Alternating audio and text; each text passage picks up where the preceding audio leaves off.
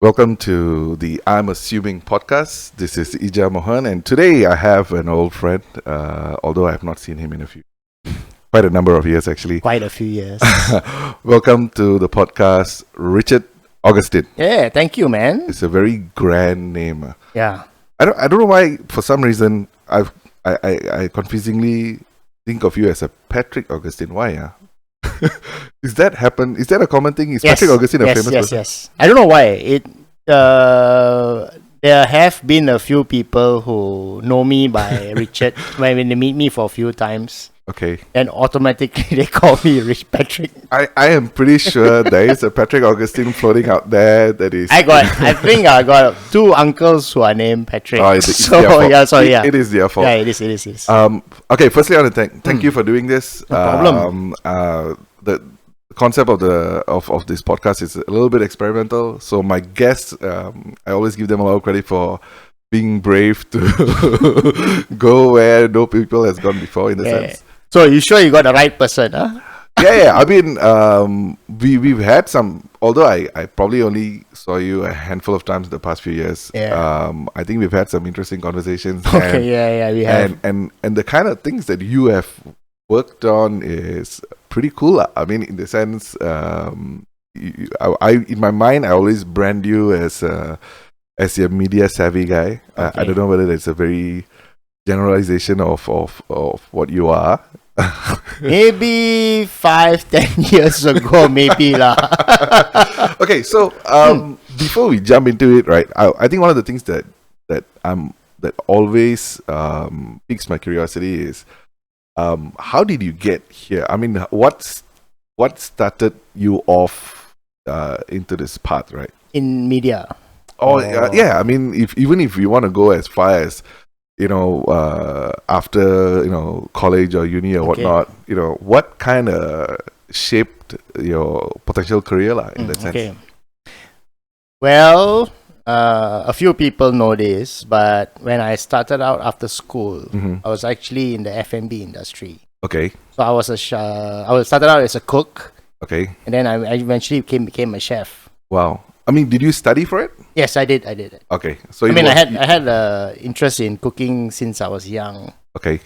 And immediately after school, I figured, okay, I found this culinary school in Penang who had all these courses. Okay. And it was run by a guy who was also the chairman of the Chef Association. So he had all these tie-ins with the hotels in Penang. So basically, I went in, I think I studied for about 1.5 to 2 years, did a few industrial trainings in a hotel. On my last industrial training, after the 3 months exposure program, then the chef there said, hey, we need a guy to work in this kitchen. Why don't you come and join us? So even before I graduated, I already had a job. So I just went straight from industrial to... So in that sense, you were based in PJ? Okay. No, Penang. So you were a Penang boy? Yeah, Penang boy. Okay. And I moved here like 20 years ago. Wow. Okay. So in that sense, because when you say this guy is head of the Chef Association and all that, so these were days before our local universities were offering all this hospitality. Before, it's like a very you could get a local certificate or diploma, but it had to be hotel management. Okay. So where culinary arts was one component. Okay. Yeah. But this was the guy that was actually one of the first to actually pioneer a specific culinary program. So because I recall back then when the colleges here were offering, you're right, they do the whole spectrum. They do the whole spectrum. One part of it is the culinary. And then it's up to the student or the person. But they usually finish their final year abroad, and that's where they specialize and whatnot. And most of them go to Lucerne, Switzerland, and that's where the hub of the culinary arts scene is. They get their education there, and then they decide. But I would imagine Penang would be our Lucerne. You make more money at the hawker stall. Yeah, you probably make more money than you spend. Understudy with the guy who fries good char kway teow and you. Okay, so that kind of started you off. And how long were you a chef? 8 years. 7 8 years. And what kind of cuisine were you? I was specializing in pastries and breads, basically. Okay, so would you say it's more continental, Western type of? No, just mixture, but mostly Western. 8 years, that's some serious time. Yeah, man. 7, 8 years. I immediately after school, went straight to that little college. 1.5 years, 2 years, and then immediately, like I said, I did 6 months of industrial training. Then that's already exposed to the inner workings of the kitchen scene, and then straight away And work my way up lah, basically. so, having said that, since then, right? Have you, apart from the first 8 years, have you gone back to F&B in any way since then?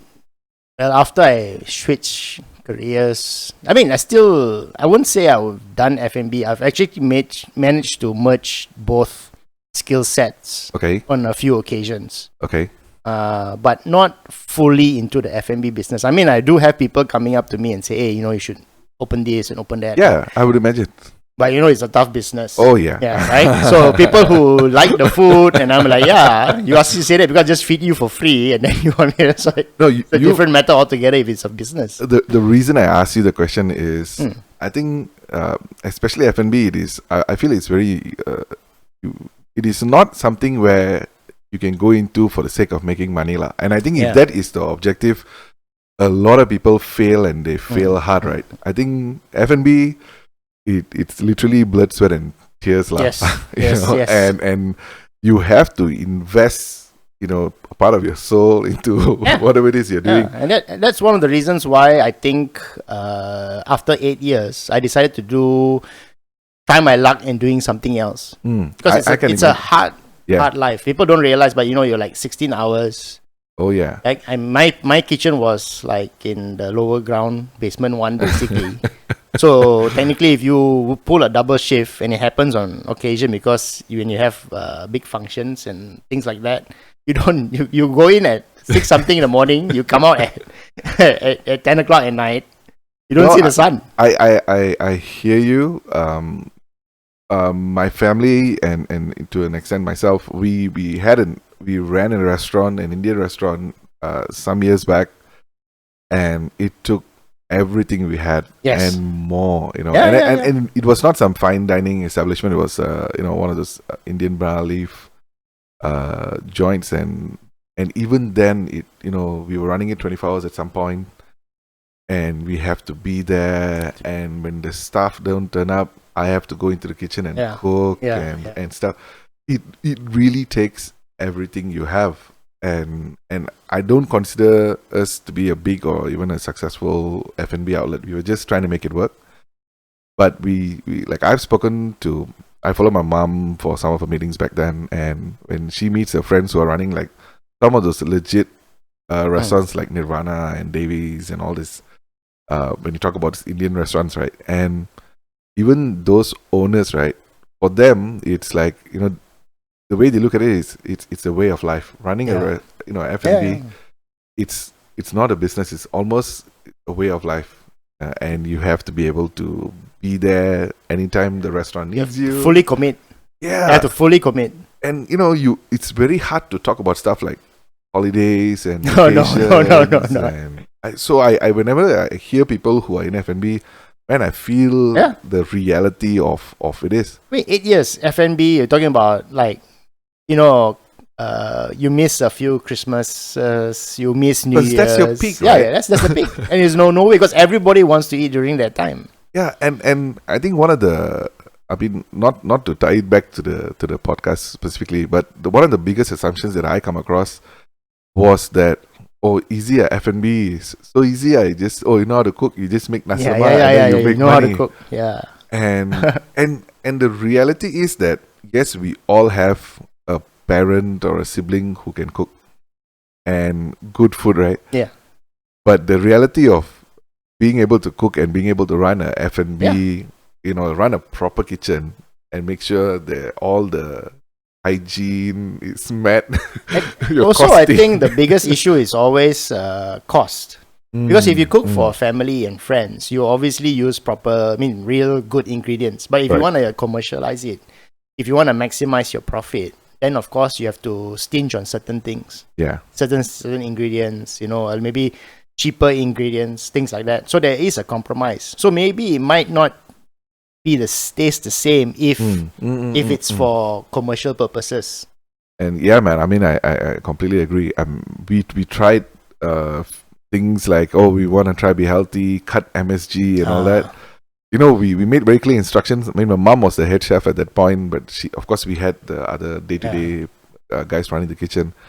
And then we were like, we wouldn't even buy MSG, for grocery. We won't buy MSG, don't put MSG. And then the taste was still good. And I was like, hey, how come the taste good without MSG, right? So we were checking the CCTV one day, and I realized that our the cook, the Indian cooks, they call bandaris, the guys who head the kitchen, right? So he, with his own money, had gone out and bought MSG, and he's got like a sack of MSG in his little pouch, right? And like he gives this little crooking, he looks around when nobody's looking, and then he puts his hands inside, takes MSG and puts it to the food, and he cooks it. So I was like, I mean, when I say it is emotional, like, so the bandaris, these cooks, they don't want people to say, hey, the food is not good, right? Yes. So he's willing to go out and use his own money to buy the MSG to put into the cooking so people say the food tastes good.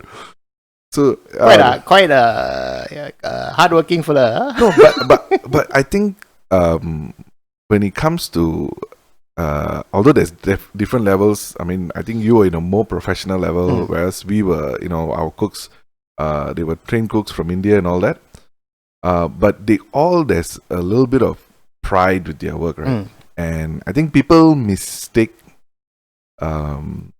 think that cooking is not a big deal, right? Especially when you think about mamas. You don't really give so much respect to the cook and whatnot as a customer. But I think thanks to you see all these Western movies and all that, you realize that the restaurants are built around the chef. Like all these name restaurants, especially in the US and all, right? It is the cook that makes the whole business work, right? And you realize that these guys can be egomaniacs. Yeah, of course. And all that. So in a way, I saw that playing out, but in a very much smaller degree, because there's the cook and there's also the owner. So there's always an ego, a battle of egos there. But man, I have a lot of respect for anybody who survived F&B. If you're saying 8 years, man, that's some serious time. Yeah. It was quite. It took a toll. I think it was one day where I realized, this is like, don't know, the 5th or 6th Christmas that I missed, and then I didn't miss, but you're not there for the gathering and things like that. And it's always hey, just take time off lah. I'm sure they got other people can work. Yeah. I'm sure. Yeah. In some alternate universe, maybe lah. But have you ever, even now, like you say now, right, where the MCO has affected a lot of businesses, a lot of businesses, yes. And one of the things that I find very fascinating is that even if you're cooped up at home, you got to think about food 3 times a day. Okay, you don't talk about healthy 2 times a day. Now, all this intermittent fasting and all that. Maybe 2 times a day, right? Yeah.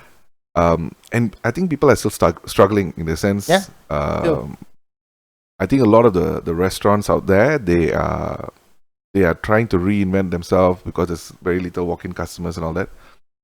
Has any of this has the thought crossed your mind to try and go back into F&B because you're not getting the food that you want? No.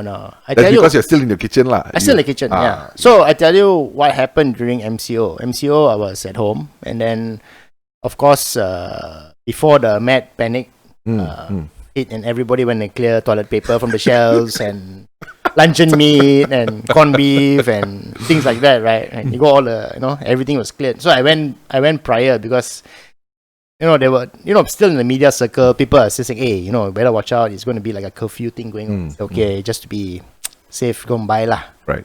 So I stocked up the freezer quite well. Then what happens when it actually went to the full MCO? And just said, just okay lah. We'll cook lah. We'll cook. It was a personal goal of mine to not eat out until this MCO is lifted lah. So actually, for how long was it? 3 months or? It felt forever, man. Yeah, it felt forever. So for I think three and a half months or whatever, however long this thing was, I was just I made it a point to actually do a meal prep, and so I was doing breakfast, lunch, and dinner at home, Wow. and no food. That's very disciplined, man. No, I was like, no, I'm not going to eat outside. Not because of anything. I just said, yes, you're stuck at home. Yeah. Can't do anything anyway. And you got a fridge full of yeah. That's why you do a meal prep lah. And then it also gave me the opportunity to, I mean, I used to cook pretty often as well before this thing, but I think it's sort of like, like how you look at some people suddenly became home bakers. They started selling cakes on breads on Facebook and things like that. So for me, it was to think, tap into that experience I had, tap into the passion that I had, and then basically just started cooking lah. And then what happened was, it was an opportunity to try out new recipes, new things I never done before, revisit old recipes. So it was actually, for me, it was actually quite fun lah. I imagine so. I mean, if you enjoy cooking, then it's like no big deal, man. Like people like my mom really amaze me because they can open a fridge. There's hardly anything in the fridge, and there's like, and they're like, oh, there's this and that. Yeah. Okay, then suddenly and half an hour later, a whole meal is ready. Yes. And I find that very fascinating because watching my mom in the kitchen, she can do so many things simultaneously, right? Like she'll start out by putting the rice to cook. So that's half an hour there, right? So while the rice is cooking, she makes the curry. While the curry is boiling, she does the veggie. And then she does the meat. And I'm like, within 30-40 minutes, man, it'll take me 30-40 minutes to wash the dishes. Yeah. Let alone chop onion, 15 minutes. Yeah, and it's not like, okay, I'm going to prepare chopping the onion. It is whilst something else is happening, I'm doing something else and put this. So it's like 3-4 things happen. Yeah. And I think that only comes with the experience of being in the kitchen, knowing what everything is, where the timing is. And because I've seen people who take, hours to prepare. Yeah. And I think you asked me to prepare curry, I can do a curry. Take me a few minutes to launch the YouTube video, watch it 10 times, repeat, and chop everything, prepare everything and all that. But the skill to do it fast and do it by feel, but that is experience, man. And I think once you have that, that's a priceless skill. Yeah. It's good lah. It's good for situations like this. But what happened after that was, once it was RMCO, I still continued to. We don't eat out as much as often as we used to. That's good. Because also from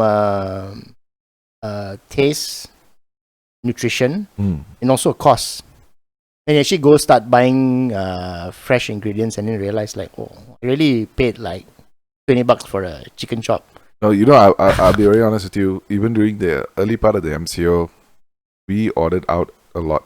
We because my wife works as well. So we are traditionally not at home. Before the MCO, we are both usually out of the house. We drop our son off at her mom's place in the morning, and we are only both back in the evening after work. So by default, we're used to having our lunch and sometimes even dinner outside.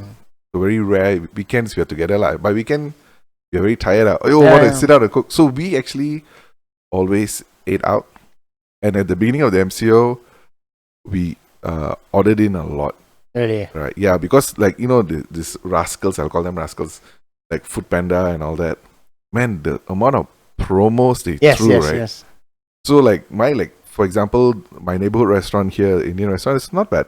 PJ Hills, right? It's a not bad place. We like the food and all that. So by default, if we tapao, we'll go there to tapao. Foodpanda comes in, because it's nearby, free delivery. I'm like, oh, free delivery. You don't even have to leave the house. And on top of that, they throw some kind of, 5 ringgit discount, 8 ringgit discount. Depends. Every month, sure got some promo. La. So you're kind of addicted to that. Oh, it's cheap. Whether it's worthwhile and all, it's just, oh, it's cheap. It's free delivery. And you get convenient as well. So because of that, ate out. And then I was gaining so much weight. My wife was not so happy that I was gaining so much weight. And then more recently, I think a couple of months back, we tried to make a shift to cook more. But, I'm sure you'll agree with me. The decision to cook means you have to allocate time. It's not as, I order, I continue doing my work and wait for the delivery guy to come in. It is actually, you have to spend a good half an hour to an hour consciously preparing the food, and Yes. and it's fun. We decided if you're gonna cook, we'll do it together since she's also at home. So we do it as okay lah. I'll do some part, she do some part. So it's kind of team going thing. yeah. That's the only way to not get scolding lah. Because if she cooks, bro, I'm honestly telling you, if she cooks by herself and then I eat it and I have any comment, right, it's pissed off, right? You're ungrateful. And I realized that if we cook together and if I'm criticizing, I'm joint blame it. So it's okay to criticize. Okay. Yeah, good. A good outlet. So but we enjoy it, but I must say that it is it's effort lah. I think people where you naturally are doing it like you and all, it's very good. It's a very good habit to have. Yeah. So I want to maintain that lah. Yeah, I don't know how I can. If somebody comes out of the blue and says they want to start cooking, man, I don't know. I'm just saying, it's a lot of will. Try it. All the videos that you see on YouTube is bullshit. Yeah, all these 5-minute recipes, it takes you a hell of a lot more than 5 minutes. But the thing is, you can follow them, and you got to do it a few times. I think you gotta use them as I use them as brief out like a blueprint for how to do the ingredients, and then you sort of like find your own way, your own style, so to speak. Yeah. So it's always like we play the video and we're like, we don't have 2 of the ingredient. How? We try to replace or try to do without. See what happens. It's fine. It's fine. And I know we are. I'm not surprised that we're talking about food, because even before this, I think one of the times that we met, we were talking about things that you're doing with the magazine that you were an editor of. I think Newman at that point. Yeah. But we suddenly sidetrack into how you cook. I think it was Amresh that brought it up, actually. Yeah. So because Amresh used to come over to the house to so he was like, this guy makes like wicked Maggi Goreng or something like that. Then I was like, Maggi Goreng, okay, yeah, cool, man. Then you start describing the Maggi Goreng, and I was like, whoa, what? So I'm yet to taste it. I know. I promised you that like 5-6 years ago. Oh God, man. But just to maybe refresh my memory, give me an idea of how you make your Maggi Goreng again, just to kind of get my appetite for it. Okay. Well, it started because you go to the normal Normax and all that, you order the Maggi Goreng. One day I was at home, I said, how much can you pimp this dish up? Okay. Right?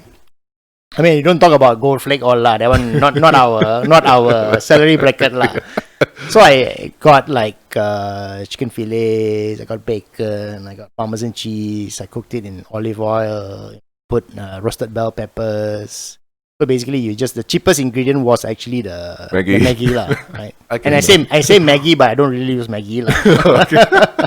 It'll probably be like some the stock standard just the noodles, the generic all. ones, because you just want the noodles, you don't want the stock when you made it, right, the sauce.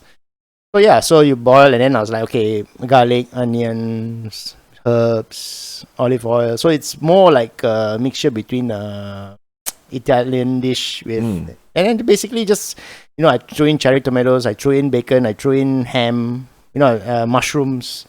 And then I finish it off with Parmesan cheese and a little bit of Tabasco.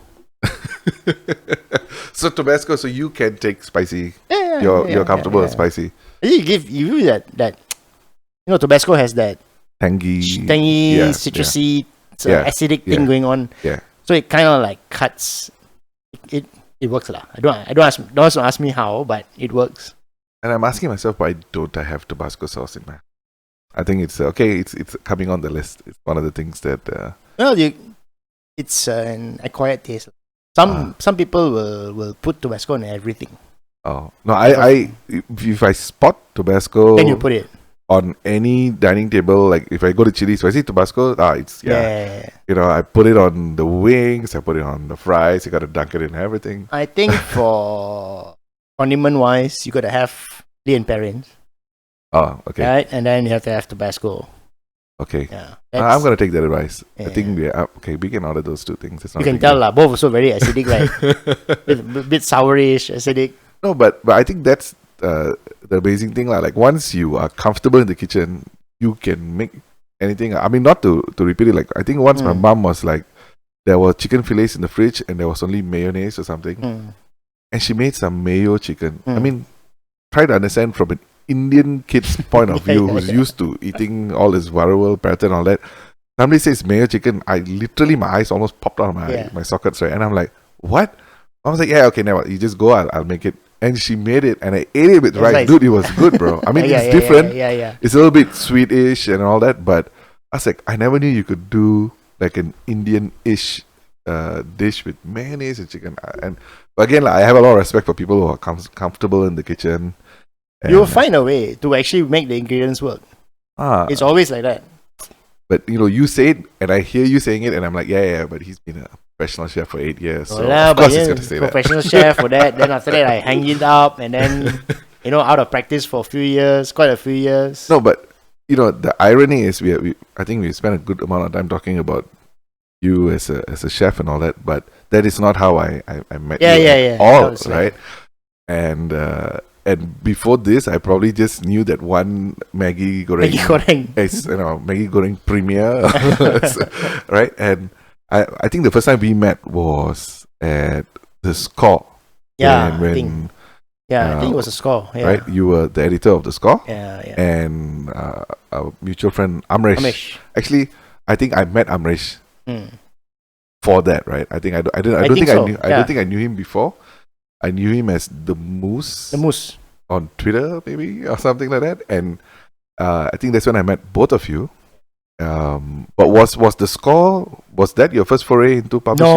No. So yeah, tell me a little bit about how you got into this one is another chapter. Chef? How did that transition? Okay, so after I decided was thinking of what I wanted to do was actually get like a proper certification, education in another line that wasn't okay lah. Because this college that did the culinary program wasn't exactly recognized globally. Right? Okay. So it was one of those small Penang outfits kind of thing. Was convenient at the time. Okay. Affordable, and it served its purpose. So I wanted something to, a bit more professional. Okay. Then at that time I was quite active in the gym scene in Penang. Okay. So I used to go to the YMCA, and then there was a guy there who had ties in with the physical fitness people in the, I think it was called PPJSKM. No, I can't remember what it stands for lah. Right? Persatuan Jasmani, something like that. And he said, "Hey, since you're so active, we got this program. Do you want to come? It's partially funded by, it's like partial scholarship kind of thing." Then I looked at it and I said, "Oh, okay lah, sports. Why not lah?" So I took a sports management program. That's where I moved to KL. So they paid for it. Partial. Okay, so they subsidized. Yeah, subsidized. But of course, I have to. It was a part-time course. Okay. I figured, I would have to come up to KL every few weeks for weekend courses in UPM. Okay. So I figured. So it was like a distance program. Otherwise, it's this but program. You had to attend once a month or something like that. You have to have like once a month, or depending on the frequency lah. But more or less weekend classes, full weekend classes. So this was while you were still a chef, or this was already? No, sorry, on the way out already lah. Okay. So I figured, okay lah, And you would walk away with like a diploma in sports, or? Yeah, diploma. Okay. At the time, that was like in sports management. Okay. So I took the program up in 1999. Then I decided to make more sense to move to KL. Okay. And then at that time, strangely enough, I got a job offer to. I was just writing stuff like for fun lah. Okay. Like submitting to newspapers and all that. And somebody picked it up. One thing led to another, and then there was a sports events company here and say, "Oh, we need someone to actually understand this particular thing. And then would you like to do like a junior copywriter to do press releases?" So by this time, you already moved to KL lah. You're already in KL. No, it was all the same time. Okay, wow. So then I said, okay, the pieces were there lah. Okay. This potential job came in. This program is going to start. I came into KL on a weekend once. It was already I think I came to KL twice for this course. Okay. Then this job happened. So then I said, hey, sports events company, sports program. Makes sense. So then that's why I did the shift lah. So I came down to KL to work in 6 months later lah. So it was 2000 lah. 2000 I remember 2000 August 2000 was when I made the move here. Wow. And I did the program, still writing press releases, stringing for some publications like The Sun and Star, things like that. Then I got hired by the Star to come on board as to do a writer for their food magazine. Wow. So it's back and forth. Yeah, then it was back and forth. Then I was like, okay, now I got this spot. I already graduated, and then now I can go to meet. I'm a writing gig lah. So okay lah, can merge the both talents. So I went to Star, then slowly from there transferred out to entertainment desk. Wow. Then that's where it got a bit crazy lah. So that was like, if you don't mind me saying this, would you say a full-on journalist lah? It was like a... Yeah, then became a full-on you could say journalist lah. Yeah, okay. Just covering food, covering restaurant, interviewing chefs, kind of things. Then I would imagine that's a fun job, right? Actually, I didn't enjoy it as much. Really? Yeah. I was talking to Con from the Horizon and previously Autoworld. For me, that's like, for a person who loves cars, that's like a dream gig. I think that I am sure it's a tough job. It can't possibly be an easy job. There's no such thing as easy jobs lah. But when you say now, also like you say, oh, your job is to go and review restaurants and chefs and all that. I'm like, wow, that'd be pretty cool. It'll be pretty cool for some, but then like sometimes you go in there, you have to remain objective, because sometimes, like for me, experience certain things, that it can be done better. Then you say, why would anybody pay this price for this? And then it become a bit more objective. Especially because you have a background, as a chef. So I know exactly what you mean, because when I go to restaurants, when even before we had a restaurant of our own, when even go to an Indian restaurant or anything, at the end of the meal, my mom will always slip a piece of paper with her comments. Or the sambar not enough salt. Oh, really? Yeah. So like, what are you doing? This is not your house. Right? This is somebody's restaurant. Can we just go, please?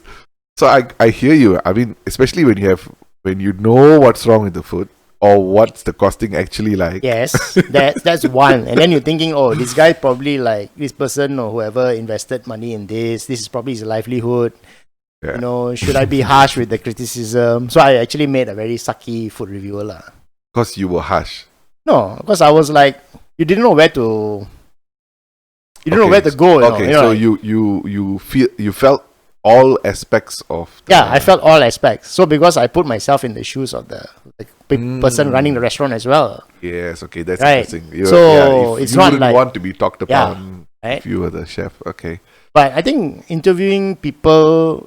If you ask me about the fun aspect, the easy aspect was actually interviewing people. Okay. Like getting their life story, why do they make a dish a specific way, inspiration, then that part becomes a bit more interesting lah. Okay, but the actual reviewing the food you didn't enjoy so much. I didn't enjoy it. Are you not an eater, or is that what it is? I'm an eater.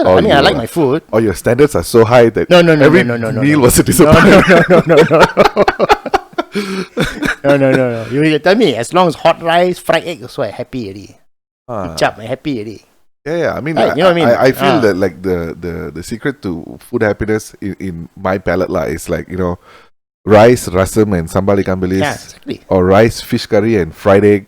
These kind of like super simple combos, right? Simple. I think the key thing to everything, no matter how simple the dish is always the freshness. If your ingredients are fresh, absolutely done already. Yeah. That battle half won lah. Yeah. If something is made hot, it solves half your problem. Yeah. And the ingredients are fresh. That's it. Okay. So if you go to a restaurant and you taste the things and it's a little bit off, then I get a bit. So did you have any preconceived notions or assumptions before you went in as a food journalist? That did you imagine it a certain way, and then when you actually went out? No lah. I think that time it was still considered, even though I was in the workforce for about 8, 9 years, 10 years, 9 years at that time. I think it's still a bit green because you don't know how things work, right? But actually, when I went into media, I actually adapted very quickly. I don't know why. It just came quite natural lah. So and then that's where I used my sports background to become the launch editor for FourFourTwo in Malaysia. You okay? Yeah. 442 was you. Yeah, 442. I was the launch editor for 442. I put the thing together lah. Nice. For I think it was Haymarket, and then the local publication was local outfit here. So I put that thing together with 442. I mean, in between, I was a writer with FHM as well. Okay. Then I got this gig with 442. I was with Galaxy as well for a while. Oh, Galaxy, man. Yeah, so I was just going from, So you seem to have had your finger in all this. A lot. And too many lah. Galaxy, I think when I was in college, it's must have. Every kid will have a Galaxy. I was tell them I'm the town bicycle of the media industry. Everybody gets a ride. So I actually went to most of the publication houses. Does that translate to? Because I asked this question to Con as well as a journalist, right? Does that translate to you have compared to somebody else who has spent that X number of years in their career? Do you have a higher income because it is a bit diverse, right? That means you have to work harder, but you do a few things at the same time. You can.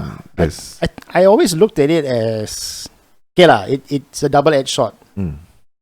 I wasn't known for loyalty. Okay. I put it out there lah. That's for sure lah. I mean, for me, come in, you give me opportunity, you give me a chance to launch something interesting. It piques my interest, and I'll do it lah. Okay. So I would just jump. Okay. So I was just jumping from, like a Flavors magazine, Galaxy magazine, FHM as a writer, jump to 442 editor. Then I think after 442, I think I jumped to Newman as an editor. That was the Score as well, right? The Score. That is way before the Score. And then I was like from Newman, jump to FHM as the editor. Editor jumped to Asia 360. Oh, you were at 360 as well? I launched the thing for 360 as well. Oh, really? So that was my launch project. So I was kind of like specializing in launch projects. Wow. So like coming out, blank piece of paper. No, but it's interesting that you are positioning yourself as not known for loyalty. Do you think that's important in that area? I mean, in terms of content and journalism, you think it is because okay. Again, if you're loyal and you maintain, like if you're editor for a magazine for the last 10 years, then obviously you're just going to do the magazine more or less the same way you've done. I mean, you try different things, but everything works well. Like you drive your car. You know everything there is about your car. Like, okay, if there's a sound there, I know what's going on. Some people like that. But for me, it was like, after a while, like year and a half, it doesn't excite you. Again, you get a bit, begin to get a monotonous thing going on, a cycle, every month is the same. Okay, I do this, I do that. But I think there's two ways to look at it, right? Like for me, if I'm listening to you, like I'm listening to your story from the outside, it's also very rare for people to take so many risks in the sense that because every new project is a risk. It's a risk. Right? It's easier for you to just stay still and makan gaji, right? Challenge it. So I think for me that is a more favorable character. I mean, playing it safe is it has its virtues. But if you are if you are following your passions, and if you just say you're doing this because it's something you enjoy, the challenge and whatnot, staying put will be torturous. Yeah, I think the most appealing factor wasn't the salary; it was the challenge. So, and it was also by process of education, because if you go to a different publication outlet, you kind of you look at things, how things are done differently.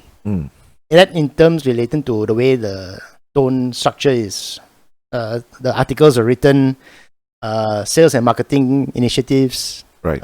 Putting together the magazine, playing ball with the advertiser.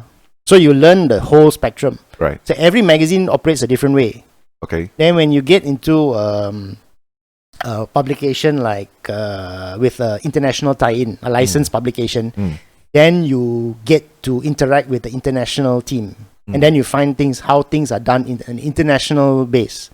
Okay. And like some of the articles, like like going back to FHM, we had articles that were run in foreign editions. Oh yes, sir.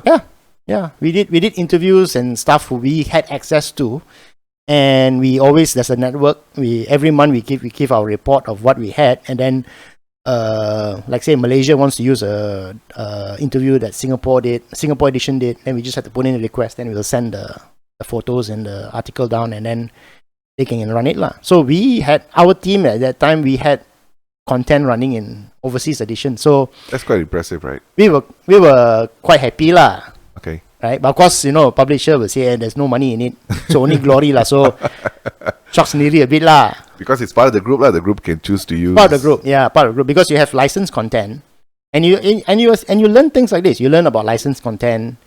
You learn about licensed imagery, how to do a regional campaign, and you learn all these things. So in terms of experience, then you gain a lot of experience because you get to learn these sort of different components that if you were to stick to a specific magazine for the last 10 years, you might not be able to get.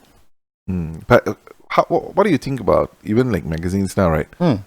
And a lot of the like FHM is no longer FHM Malaysia lah is no longer there, and I think globally, also the brand is kind of like stuttering and all that. Yeah. And I don't know whether it's valid or not, but I also read somewhere that our local Blue Ink Malaysia also Blue Ink is gone. Blue MCO.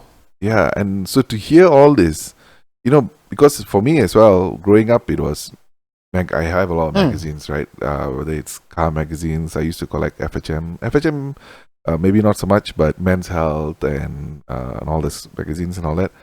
And now you see the kind of like the decline of print media, so they say, right? And how does that? What are your thoughts on it, in the sense of?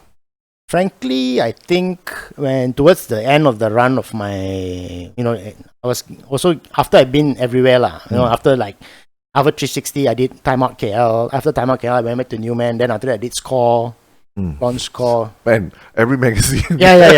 Every magazine, but it's no. I mean, every magazine, and I'm not saying it is like not nonchalant. Every magazine, I'm saying it like I know 360, right?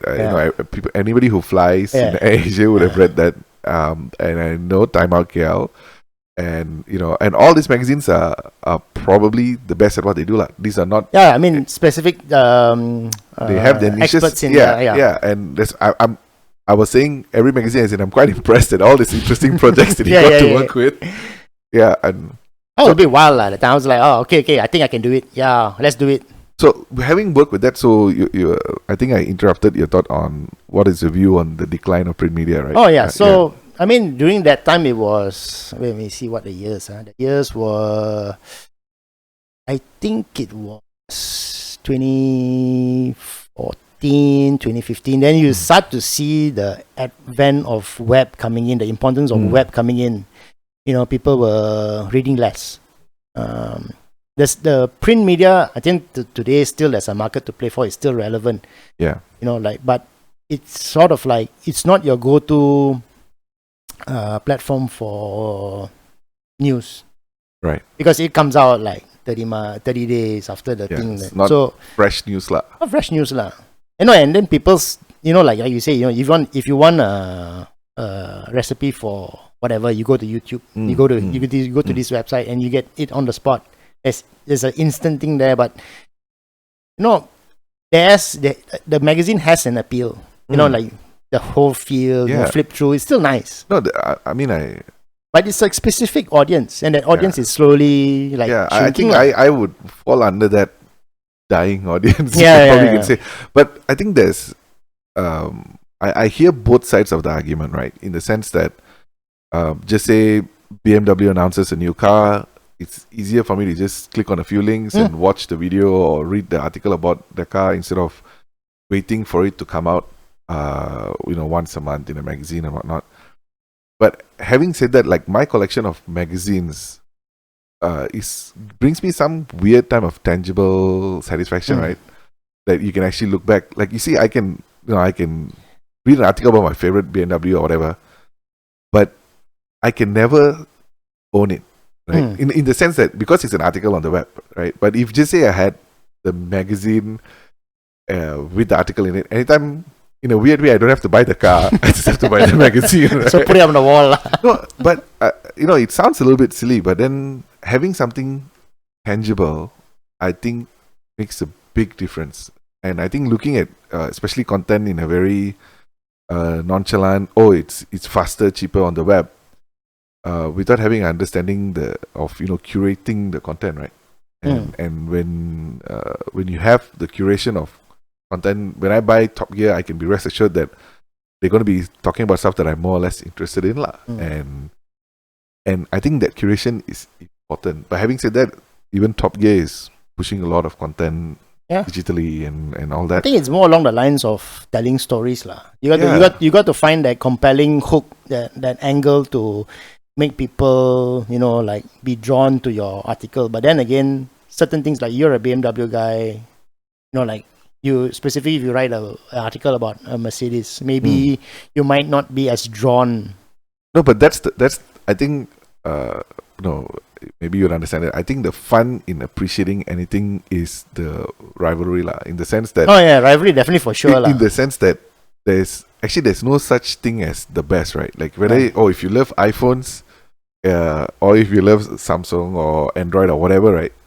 The best part is having the rivalry, like the argument, lah. There's always an argument. Not necessarily the argument, but knowing that having Samsung, Android, and exist and compete with each other makes each other better, lah, right? Like just because I like BMW cars does not mean I don't appreciate like Mercedes. I mean, I like to tell myself that I'll never buy a Mercedes if I had the money, right? Then I think to myself, and I look at some, like especially like the GLA 45 when it came out, I was like, man, that's a beautiful looking Change car. your perception. Maybe I might. Super fun to drive, and a GLA 45 AMG was only like 300 something thousand for an AMG, putting out like 300 horse at the time. I was like, all-wheel drive, man.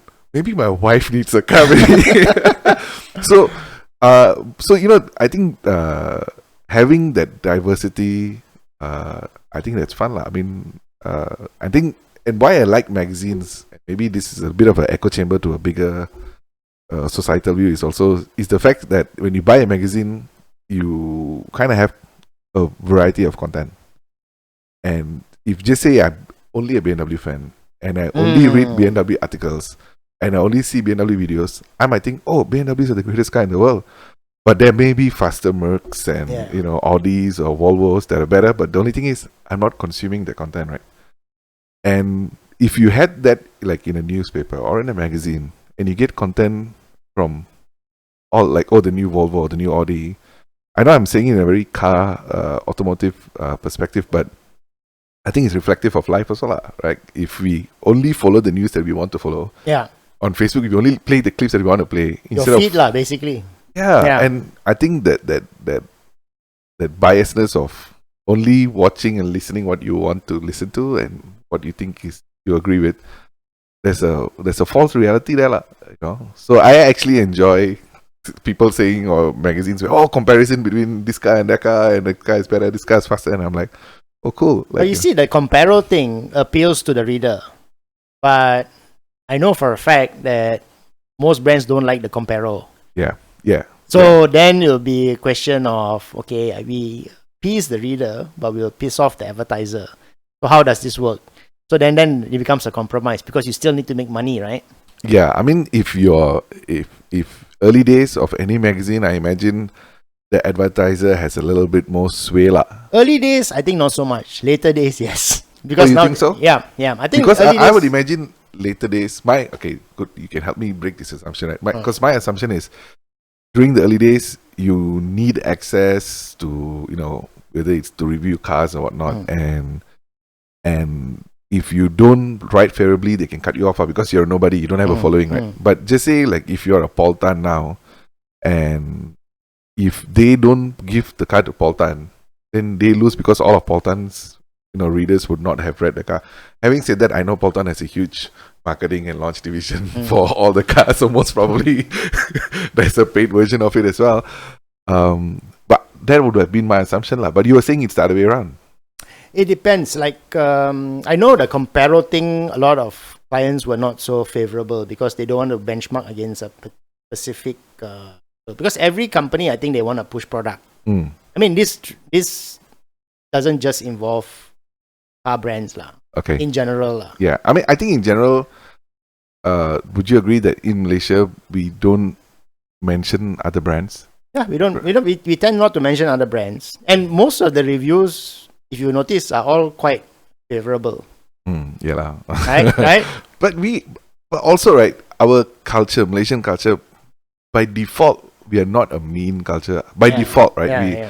We are not cruel or frank for the sake of it, right? Maybe Singaporeans are. I don't know. Or maybe just towards Malaysians. I can't really comment on that, lah, because I look at it. I know for a fact that sometimes very few and far between you can actually read a very critical review.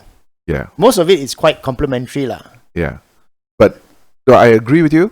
And I think that is I don't know. I'm sure it has something to do with being nice to the advertiser, where the advertiser wants to keep you in the loop. All of us have to report to somebody, right? Yeah. Right. But also there's this. So this actually, I've had this idea. I hope somebody picks it up. If not, I'll try and pick it up. Maybe we can work on this together, right? So this weird idea I've had, and actually I didn't even discuss this with Con actually, which would seem relevant. Is instead of reviewing new cars, I really want to review used cars. Yeah. Cars that are 5 or 6 years or older. Doing drives with the owners, with them in the car. That means you don't really care what Proton or Perdua or BMW or Volvo thinks. You actually only care what the owner of the car, who's actually spent money in the car, and the past 5 years running the car and experience the car. Yeah, it will work. And that will be unfiltered, no? Because they will say, this part is shit, this part is great, right? I mean, of course, it's your car, so you wouldn't shit on it completely, right? But I think you'll get a real experience of owning one of these cars. Because I think that'll be pretty cool. Because buying new cars, I don't know, the next 1-2 years, most people can afford buying new cars. But I think there'll be a lot of movement in the second-hand car market. Yeah, used car market for sure, lah. I mean, you got some good deals now anyway. Yeah, right? Man. I mean, I tell you, it will be irresponsible to go spend money on a project car especially now, even my business has been very badly affected by the MCO. But just looking at the prices of some of this, like this 20-year-old BMW E39s, right? Some of them are like 7K, 8K, and I look at it like, hey, can buy a car for 8,000. These are like dream cars, but you got time to commit to restoring it or not, bro? I thought I did, and I actually started working on my Proton Wajah. It's a 13-year-old car now, 14-year-old car. And I took the car apart. I literally took out the bump, except taking out the engine, whatever, the heavy stuff. I took out the bumper, I took out the rear bumper, I took out all the trims inside to clean and refresh and all that. Then I realized that I needed to buy some parts to replace. I ended up ordering from China, or didn't arrive. Like, I've not put the bumper back. It's been a few months. Oh, really? So the bumper on my Wajah is still on the floor. It's not fixed in. So, yeah, absolutely right. Whether you have the time and money, these things, the older these cars are, more care you need. Yeah, and if you're getting a professional to come in, then you got to pay for their time. So it is literally a project car. So the reason you don't see a 20-year-old BMW E39 in the garage is only because for now. Yeah, I mean, of course, if I win any kind of lottery, but that's my wife's worst fear, right? If I win any kind of money, is probably 70-80% of it will go towards buying cars. So she's trying to negotiate, let's have a predetermined amount that will be not spent on cars. Wise. Yeah, but that's my, I think my weakness, in the sense that it's something I like. I'm happy that my wife is aware of what it is, and she limits me the way she can. But primarily it's money lah. Money stops me from buying cars, right? if we had all the money in the world, I would be Malaysia's jail, happily. I will sacrifice myself to be the Malaysian jail, and have a whole warehouse full of cars. But yeah, man. But you sound like somebody who has followed your passion lah so far. Yeah. But that's not easy, right? In the sense that you probably would have to have made some kind of compromise or sacrifice in order to. Yeah, a lot of sacrifice and compromise, but I think the second half of the career in media was actually the most rewarding lah. Okay, when you say second half, like what projects? The first half was like learning. Yeah, okay. Towards the end when you started developing the experience and knack for creating a magazine out of scratch. Okay. Then that was actually the fun part. And because there's a lot of moving components, actually you even go on to the more technical aspects like dealing with the printers, understanding the grammage of the paper and things like that. That was like, okay, there's more to it than just, But that's the I think the advantage of having a multidisciplinary career, right? In the sense that if you are a doctor all your life, or an engineer all your life, or an accountant all your life, your view of a career is very limited. And I think in a lot of cases, the assumption will always be the grass is greener on the other side, right? Like, I think I have a few buddies who are pilots, and the pilot lifestyle sounds like the greatest lifestyle any person could possibly want in their 30s and whatnot. Like, if you're single in 30s, man, everybody wants to be a pilot, right? But when you actually talk to them and listen to their day-to-days and all that, it's a job. It is, at the end of the day, it's a job. There are internal challenges. The great part about the job is, if you're doing long haul, you get to travel to different countries. But it's a job. Yeah, and you cannot deny the fact that the moment they get into the plane, they are responsible for all those passengers. Yeah, I would make the argument. And I know I probably want to have this argument with an actual pilot. Because right now it's just my assumption. Because I think maybe the last generation, we're talking about people, maybe my father's generation, maybe in their 50s or 60s, the way they look at flying a plane talks about that. Like, you have 150 to 300 souls in your hand, and you are responsible for their lives, right? But not all the current pilots think like that. Some guys I talk to, they're very smart. They know what they're doing. They have, if they are flying the plane, I'm rest assured. But some seem to be in it for the lifestyle, right? And these are smart guys as well. I don't think stupid people can become pilots. Like, you will not go through the process. I hope not, anyway, right?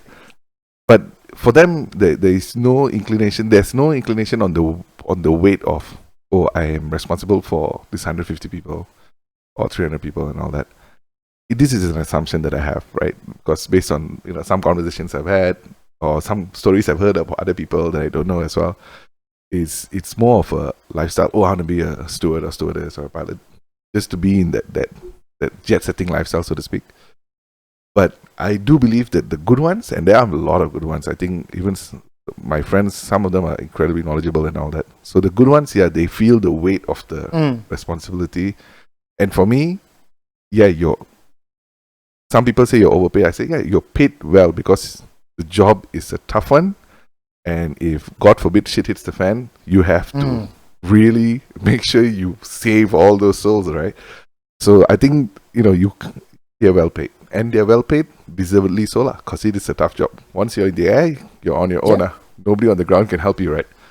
But I do get that, I do have an assumption that not everyone understands the gravity of the responsibility. So I think that'll be amazing if I can get a pilot, but the problem is the pilots who currently have a job don't want to talk about it because all the companies are like, don't say anything, and they're all fearful of their jobs now, right? Especially now. Especially the travel sector, it's a bit affected quite badly. It is upside down, man. I mean, companies like AirAsia, who was like swimming in cash, previously, although they will never admit it, they were swimming in cash. They could do whatever they want. Now, there's a talk about $1 billion loan and all that just to stay afloat, to get to a point where a recovery is possible. Oh man, travel, yeah, but it'll be interesting to talk to. Yeah, it's a good, especially now to find out how they. I mean, not just the pilots but those actually working in aviation itself. Yeah. What's the prospect? Because I think I read somewhere that even Lufthansa said that they are projecting that they'll be in the blue only in like 2024. I won't be surprised, because I think the way they're structured now, their overheads is just insane. The thing is, they had pretty good cash flow. There was always flights, all that. But now when it's all grounded, I realize how expensive it is to maintain these planes, even when they're not flying. I think I read some ridiculous article. Okay, it's ridiculous because I don't know much about it. That now Singapore Airlines is talking about doing flights to nowhere. Have you heard of this? I think there was a Taiwanese airline that was the first one to do it. Is it? Yeah, basically you go to the airport, you check in, they do a fly around. Yeah, because you can't actually go to any other country. Yeah. So they take off, they do a spin in the air, wherever they're going to go, and then you come back. So you don't need visa, you don't need your passport, blah, blah, blah, and all that. And it's like a very expensive carnival ride, lah. Really expensive. But another thing, it involves not just that flight to nowhere thing. A lot of people have this precautionary approach to flying, because it's a closed confined space. It is airports are very good grounds for where people crisscross and all that. So I think even if you look at it, people are slowly beginning to fly domestically. I mean, there is, I think on the business side, I've had some people that I know who are already flying locally, lah. Business side, yes. Because they have to. Locally, yes. Yeah. But for those companies here who have to fly overseas for conferences and all that, that's not going to happen anytime soon, because you're going to have to commit the quarantine for 2 weeks or whatever when you come back. And then, the justification is there. Can we, is this really feasible where you can actually get stuff done on Zoom? And matter we just do it on Zoom rather than risk the whole. If the borders shut down, what's going to happen? I mean, exactly. I mean, the one of the we think it's a worst case scenario, but the reality is it has happened to so many people where they were not in their home country when this whole thing hit. I got stuck abroad during the Iceland volcano.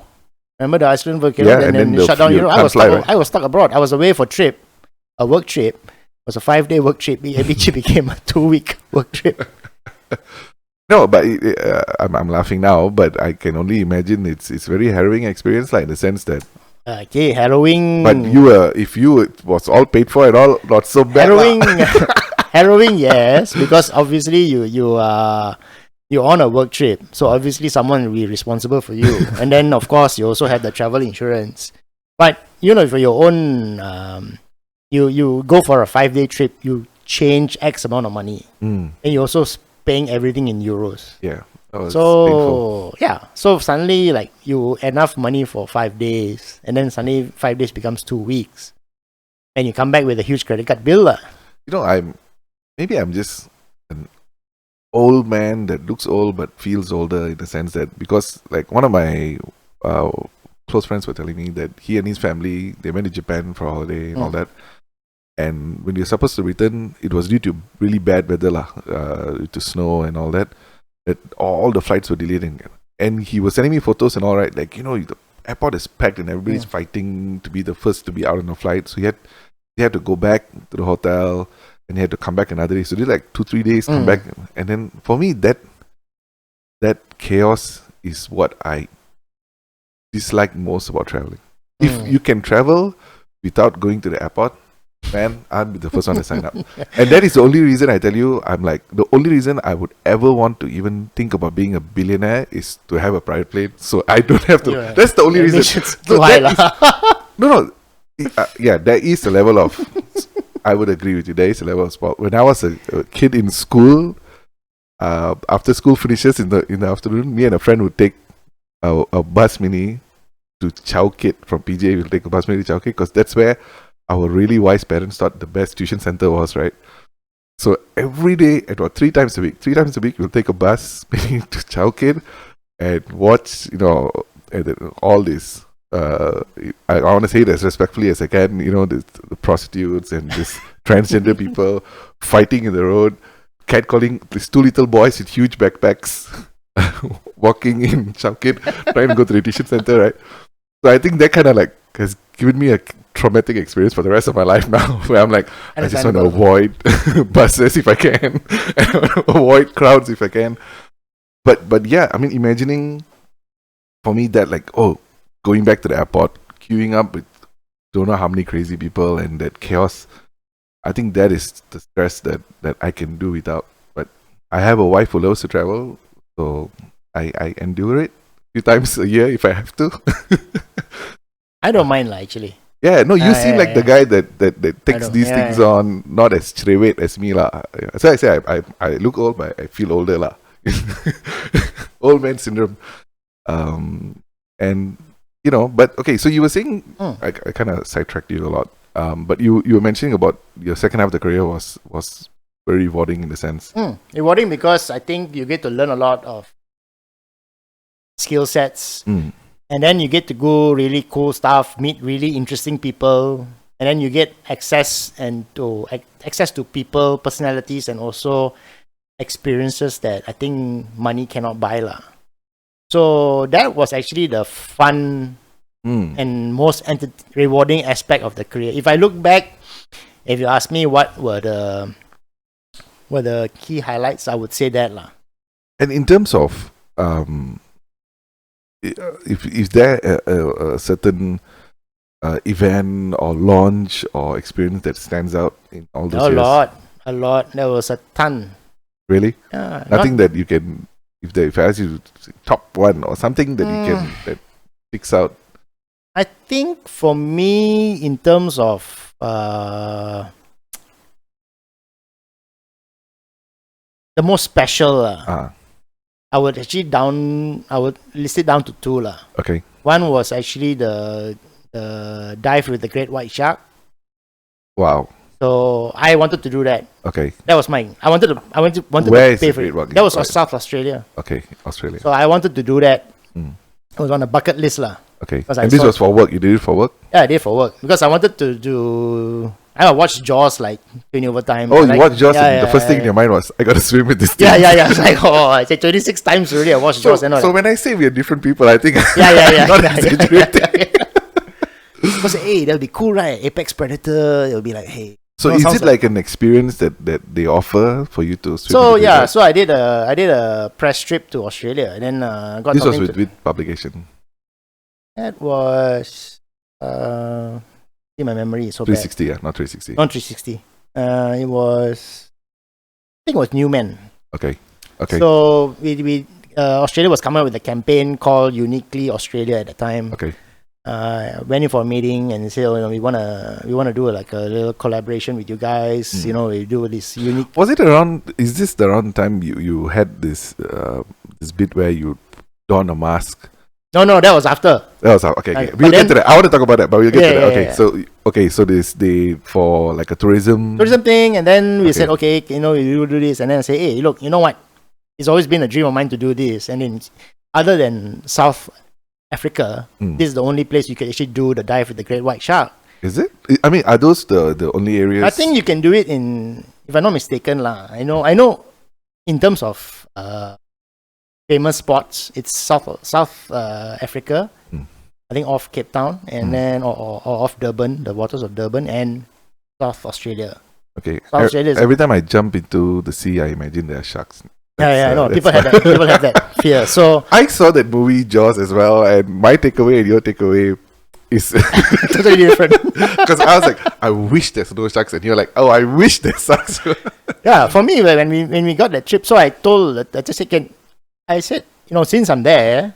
So you requested for it. It was not something that I paid for it. I said I paid for it. out of Oh, own wow. pocket. I'll write for it. I'll write Okay. about it, but I'll pay for it because I'm already there, right? Okay. I mean, the cost would have been. Okay, so Half lah. they were flying journalists in to kind of review what they wanted. I mean, to they have a for- program. Okay. Like you do certain things. I Okay. think part of that was there was a hike or something like that along those lines, lah. You know, Okay. they have a specific. If you're representing F&B or travel magazine, then you may have a food experience. Okay. If you're doing an adventure magazine, then you have an So they have adventure. different Yeah, tailored programs. tailored program. So I wanted to do this. And you paid with your own money. Yeah. So Wow. I said, you know what? They said they spoke to the operator. Operator said we'll gladly host you, but getting to this place is a bit out of the way. They don't have the budget for that. So I said, okay, I'll pay for that one. Wow. lah. Okay. So then, after that, the first part of the trip over, I got into the plane. I flew into this place, met the people there, did the dive. Yeah, lah, bucket list off. So how is it? Is it safe? Is it in the shark cage? Yeah, lah, shark cage. Water was freaking cold. Okay. So you wear a very thick wetsuit. The polyurethane. Very, very thick wetsuit. Ah. With the regulator that's Okay, On so it's the- connected to the. then you just dump into the hedge and then they'll chump. So this is the cage that actually has, or is it one of those this plexiglass kind no, of deal? no, it's cage. It's the proper It's cage. like Jaws. Oh, freak, man. Man. I've seen some of these videos. I watch probably too much. when Discovery they Channel. charge the cage, right? That's why. So when I was in, the shark charged the cage. And So it I was always like just looks like the snout can get into the cage because they have a little opening, right? It's not completely closed. Yeah, it's not like, completely open. Yeah, that's a there's gap. like That's a windows, gap. right? That's a And I gap. feel like they can get some bites in. You don't go and put your hand out, lah. But yeah, so there was one or two that charged the cage. But yeah, lah, it was fun, lah. So, Really, yeah. Fun is the word you would use, huh? Yeah, fun. I was like, you should. I mean, I still have the picture of when I got off the cage and you can see me like just like smiling, like Dude, an idiot. You're a lah. junkie, lah. You're an adrenaline junkie. I'm like, have you jumped out of a plane? Yeah, jumped twice. Yeah, I imagine. So, yeah. Yeah. I could not understand why would you do that. once in Thailand, once in New Zealand. So yeah. Okay, so you are kind of an adventure. Yeah, I mean, in a way, I'm lucky that I got to get these experiences because I got a lot of it out of my system. So like, and I tell people these days, like, But is there such a thing as getting it out of your system? If Yeah, some cool I shit was to come up think- today and you heard about it, you wouldn't do I it? mean, I still do lah. Yeah, But so it's it's not- yeah. But it's not along the lines where I go and search for trouble lah. It was like I was for me, I was telling I met an old friend the other day. I said, "Oh man, I just feel like what you said about traveling, right? I just became just a boring old man. I used to do like all this exciting stuff, and then and now it's like, No, but we all assess risk very differently. And the reality is, see, for you talk about diving with sharks as I didn't tell anybody I was going until after it was over. I can imagine. So no, but like in my case, I think some of the decisions that I've made in my life, especially when it comes to like some of the companies starting a business and all that, people cannot understand the Yeah, but that's irresponsible your- nature of. Yeah. But in my mind, for me, I didn't. Let me phrase it correctly. It didn't feel like a huge risk for me. For me, it was like it's something I wanted to do. Of course, I thought I would make it, and I thought everything would be okay. Blah blah blah. But when I hear external commentary on it, it was like Ija is a madman. He's just he's stupid. If not stupid, he's just crazy to go do these things, right? But I didn't think I was, and it sounds to me like a lot of times we choose what we feel is risky and what we feel is not risky, lah. And in your case, shark, not risky. Okay. Jumping out of a plane, Not not risky, right? And I think that's really interesting. I think it's really interesting that we all have this different appetite for what we consider as risk. Yeah. career well as well. It's like that's the reason why how you started businesses. When I went to different magazines, that was the sting for me. Everyone was saying, "What's wrong with you? Like, why can't you just stick to one place?" I think one of the thing that I guess a driving. I don't want to say it's not a philosophy, but a driving Remember that I muted this. I'll cut this part up. Okay, still recording. Okay. So actually, one of the things that I guess it's the mantra that I try to follow is we gotta pursue what we want and try our level best not to run away from something that we don't want, right? And I think when talking to people, a lot of times when you hear them make big decisions in life, they do it because they are running away from something that they don't want, right? So even like something like I've heard like parents talk about children and say, "Oh, I want to send them to private instead of public," and I'm like, "Why private?" Right? And then they go like, "Oh, you know the state of public schools, blah blah blah." So suddenly it's, "Oh, public schools are so bad. I don't want to go there. I'm sending to private." And I think there's nothing wrong with private or public, but I think we need to be very clear what we want. So if you're saying that actually I feel private schools offer better education, better structure, whatnot, and gives me I have a bit safe of mind or peace of mind because I feel it's more safe, blah blah blah, and that's what you're going for, I feel that's fine. But if you're going to private because you're scared of public, I think your end decision is the same, but your approach is very different. So and I think that makes a big difference. Like a lot of people who say they want to start businesses because, "Oh, I hate my job," or "I hate going to work. I want to be my own boss," right? Which is the stupidest reason. If that is the reason anybody wants to start a business, don't. Yeah. Right? If your objective is to be the boss, please don't start a business, because ultimately you are answerable to everybody. You're answerable to your staff. You're answerable to the customer. Yeah. You're answerable to your vendors. You actually are slave to everyone. Not to use the term lies, but you are responsible and answerable for everything. And you are actually not the king on top of the hill. And a lot of people assume that you are, right? And so I think those are the things that if you want to do it for the right reasons. So I'm listening to you, and it sounds like you are gravitating towards things that you want to enjoy, or challenges that you want to do, or you thought, "Oh, that'd be kind of cool," and you gravitate towards that. And I think that's the right way to live, lah. Only because we don't know how long we have on this earth, and exactly. And if you're not doing what you want to do, provided it's not to the detriment of somebody else, then you don't want to one day, be regretting your decisions. So I understand, although I don't agree with some of the path and action, but I definitely understand. I have a lot of respect for people who can take this kind of risk. It's not easy, man. I mean, like you said, I can imagine you listen to any elder relatives that you have. Wow, they'll give you a earful about, why you cannot stick in this one? Why you do this? Or why do this? Why do that? Yeah, even when I started my company as well, I was employing like close to 22 people at one point. I still had relatives coming to me and asking me questions like, "Oh, why you just don't want to go and get a job? Why don't you just become an engineer, blah, blah." And I'm like, I'm paying 22 people's salary. I'm helping 22 people's livelihood and myself. And you still feel that I should just leave all this and just go get a job. Like, maybe this is Indian people mindset. For them, getting a job as a professional is like the mecca. I don't know, right? Well, I think it's more like stability. They look at it as stability. But stability, like now, what stability do we have? We assume that we have all these controls and this is how our life is, this is how our career is, right? And something like this pandemic hits, it's like once in a generation maybe, but we realize that how little control we really have, right? And I think that's the scary part. For me, the scary part is you accepting that you don't have control is actually a very scary reality. But if you're comfortable with it, then you're kind of like rolling with the punches, as long as you get to do what you want to do.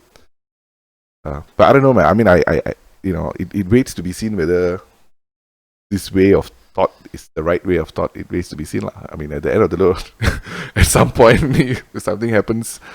But yeah, it's not easy. But I don't know whether stability is the goal. I don't know. I don't know whether it's for nice. For some, it depends on the individual to individual. Actually, we cannot judge also. No. Don't get me wrong, right? In the sense that what I meant earlier is in what you want, like for example, right? I've talked to people who have back then were working with TV3 for 34 years, right? And it's unheard of for anybody to work for a company for 34 years, right?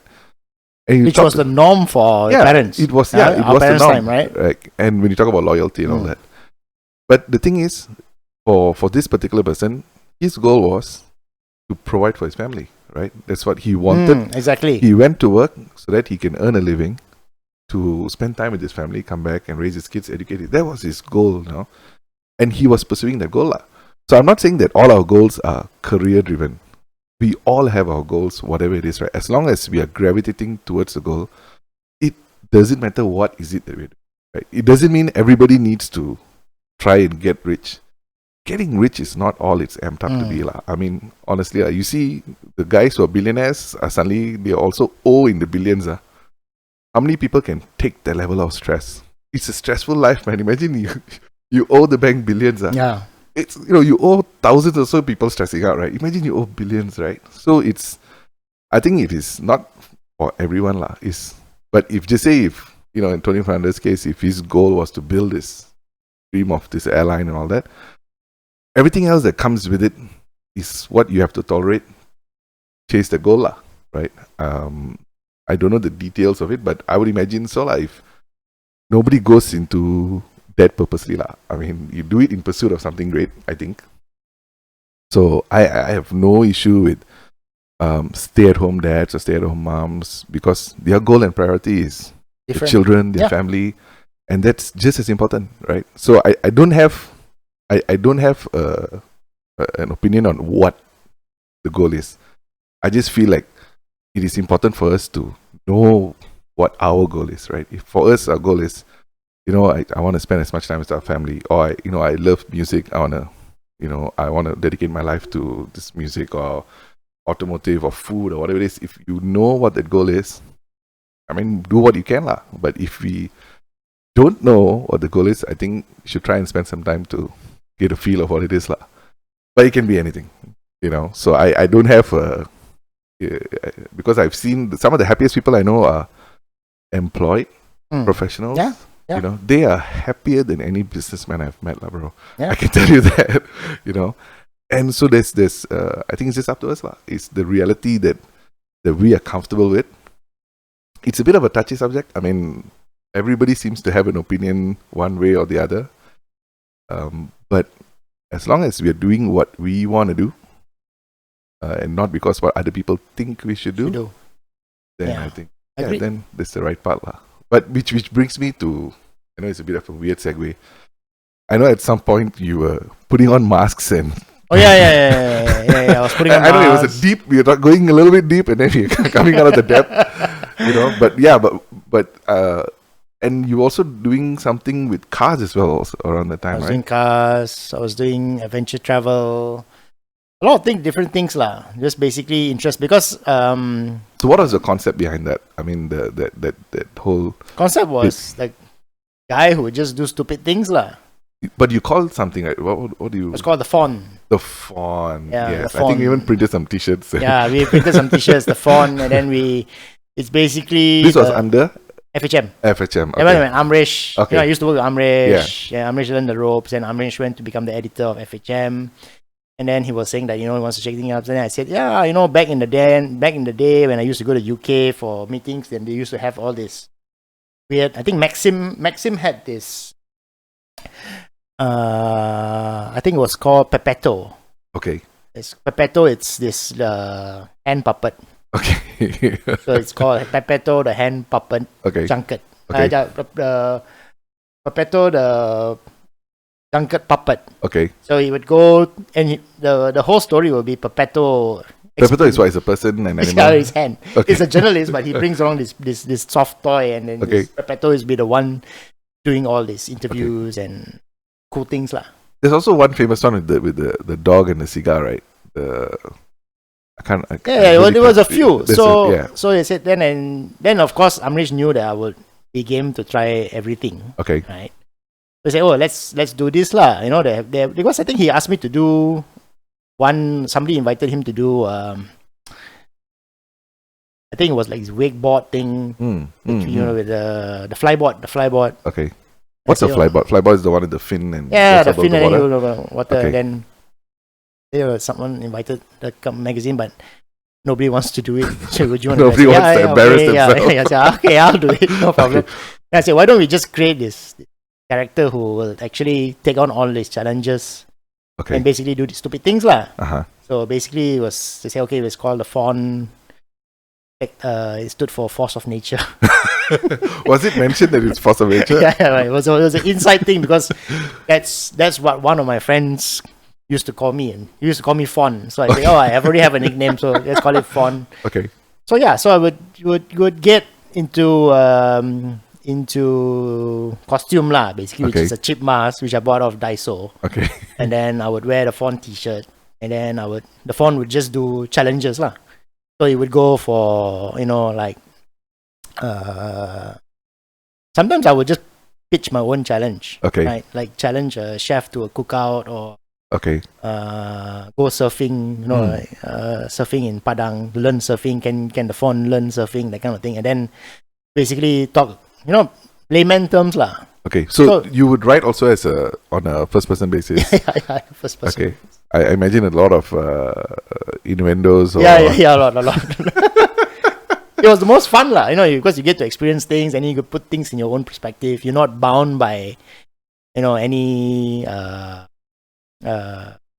marketing or advertising. It was experimental. I mean, even on FHM side, I think it'll be good to try and get Amresh to do the pod as well. To kind of you should. To get on the other side of some of this. Because, I have some massive assumptions, partly his own fault based on the photos I've seen coming out from like FHM, some of the parties he throw. And I'm like, I have some questions about this. I think if you ask me, the magazine, the FHM was the best experience lah. Really? Huh? Yeah, FHM was the best experience in terms of exposure, access to personalities, things like that. And I think a lot of the things that I learned in FHM actually helped me later in the career. Okay. I mean, FHM was one of those well-known name brands. I mean, most people. When we go, and even to my staff, I used to impart certain things like, you go for an interview, don't ask the normal questions, ask for things out of the ordinary.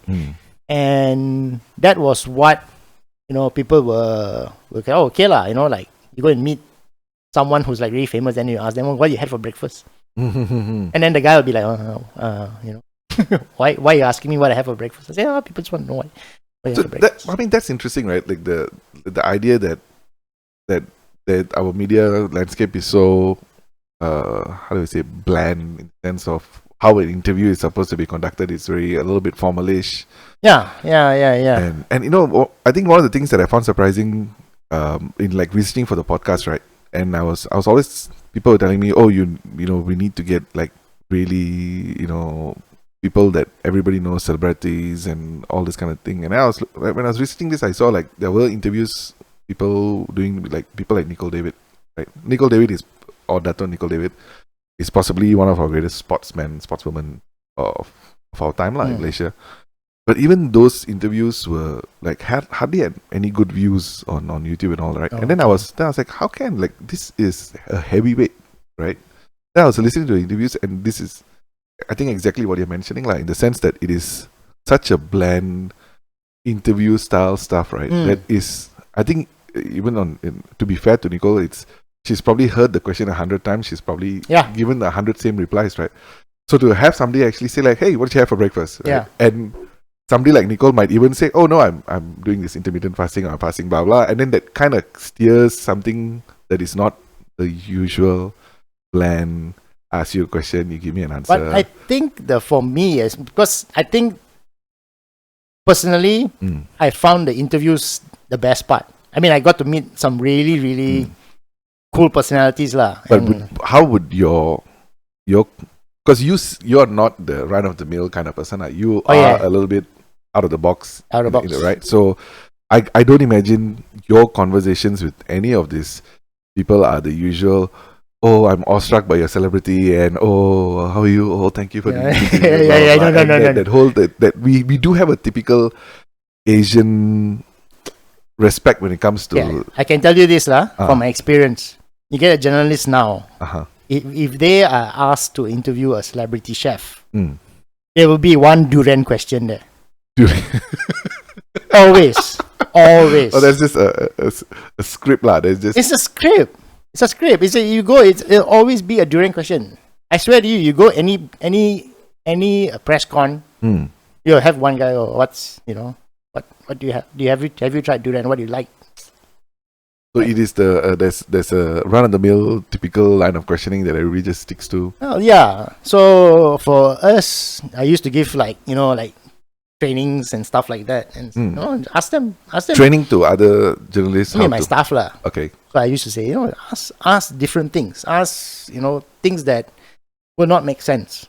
Like for example, I think some of the questions I remember I interviewed Bourdain once before he really yeah. Man, that's cool. That was cool. That was That's one of the best fucking interviews. cool, Yeah. dude. That is cool. So I asked him. I said, what would you cook for a girl you like? Okay. Well, okay. Then he said, how much do I like her? I said, really like. His answer was breakfast. See that line of question, I'm willing to put money that maybe 99% of journalists out there, or at least our side of the world, would not ask those questions, right? Because you ask it to the wrong person, that's borderline rude by Asian cultures. Yeah, right? Borderline rude, yeah. Of course, somebody like Anthony Bourdain, anything goes lah, and you understand that, right? Yeah. But man, how was the interview? I'm a bit awestruck. It was great. That guy was great. Because that interview, I did a phoner with him once. Okay. That was the second time, but this was the first one. It was face to face. He was here. He was here. KL, okay. That time he was just became the New York Times bestseller for Kitchen Confidential. Okay. And then he secured I think a cook's tour. Okay. That was with a cable company in US. And that show got picked up by Discovery. So he came down to Asia to promote. When Discovery started airing, he came on the press tour lah. Okay. So not to record. No, not to record. That time he was just on a press tour, and that was the first season of Cook's Tour. Okay. So I was familiar with his work because I read both his books at that time. Wow. Yeah, I see somebody. There's a lot of not in any negative way, but there's a lot of I feel synchronicity in like you cook, you love food. Yeah. You seem to love sharks and traveling and stuff like that. So I got talking to him, and then I always used to do these icebreakers with some of these personalities. You could see like he's a bit jet lag, and if you meet 10 journalists and everybody asks you, have you ate durian? Yeah. Obviously you're gonna eat some. So I just asked him, so you're in KL now, but I think did you manage to catch up on your, I think that time, I think he used to follow one of the baseball teams, and then they were in the World Series, and then he was like, oh yeah, then suddenly he got animated talking about the World Series. Nice. So that was a little icebreaker, and then we segue into the interview lah. And I always used to tell them like, this magazine, I give them a little bit of background and say, look, we're going to ask you some stuff that, if you're not comfortable answering, fine, but it's going to be a bit more fun. It's not going to be your basic round of the mill. Yes, we understand that we need to promote your show, but we also want to get into the personality bit of what makes you tick. So we did those. The column was called Quote Unquote, and I used to be the guy to do all the quote unquotes lah, because I really like the interviews. But don't you think that doing good interviews like that, like having the even the guts to ask somebody like Anthony Bourdain that question, right? I think in a way it has to come from somewhere where you are personally curious and you genuinely want to know, as opposed to somebody who's thinking down like, oh, what is a good question to ask, right? I think if you are sitting wondering what's a good question to ask, you've already failed lah, in the sense that there needs to be a level of curiosity. You can't be a know-it-all. You have to have a level of curiosity, and I think you generally want to know what that person will say. Yeah. And sometimes, you know, even the most basic questions will actually reveal certain things about the show or whatever they're trying to promote, which you never get. Like I think the Cook's tour, he was going around to all these third world countries. You know, he did the Cook's tour in Cambodia. He was eating bugs, things like that. So I said, oh, you know, what's the worst thing you ever put in your mouth? And his answer was chicken McNugget. I know who's not going to be a sponsor of this show. So he used to come out, and then subsequently I used to use all those methodology towards all my interviews. So even today, whenever I get picked up as a stringer to do interviews, I will try to. So what's a stringer?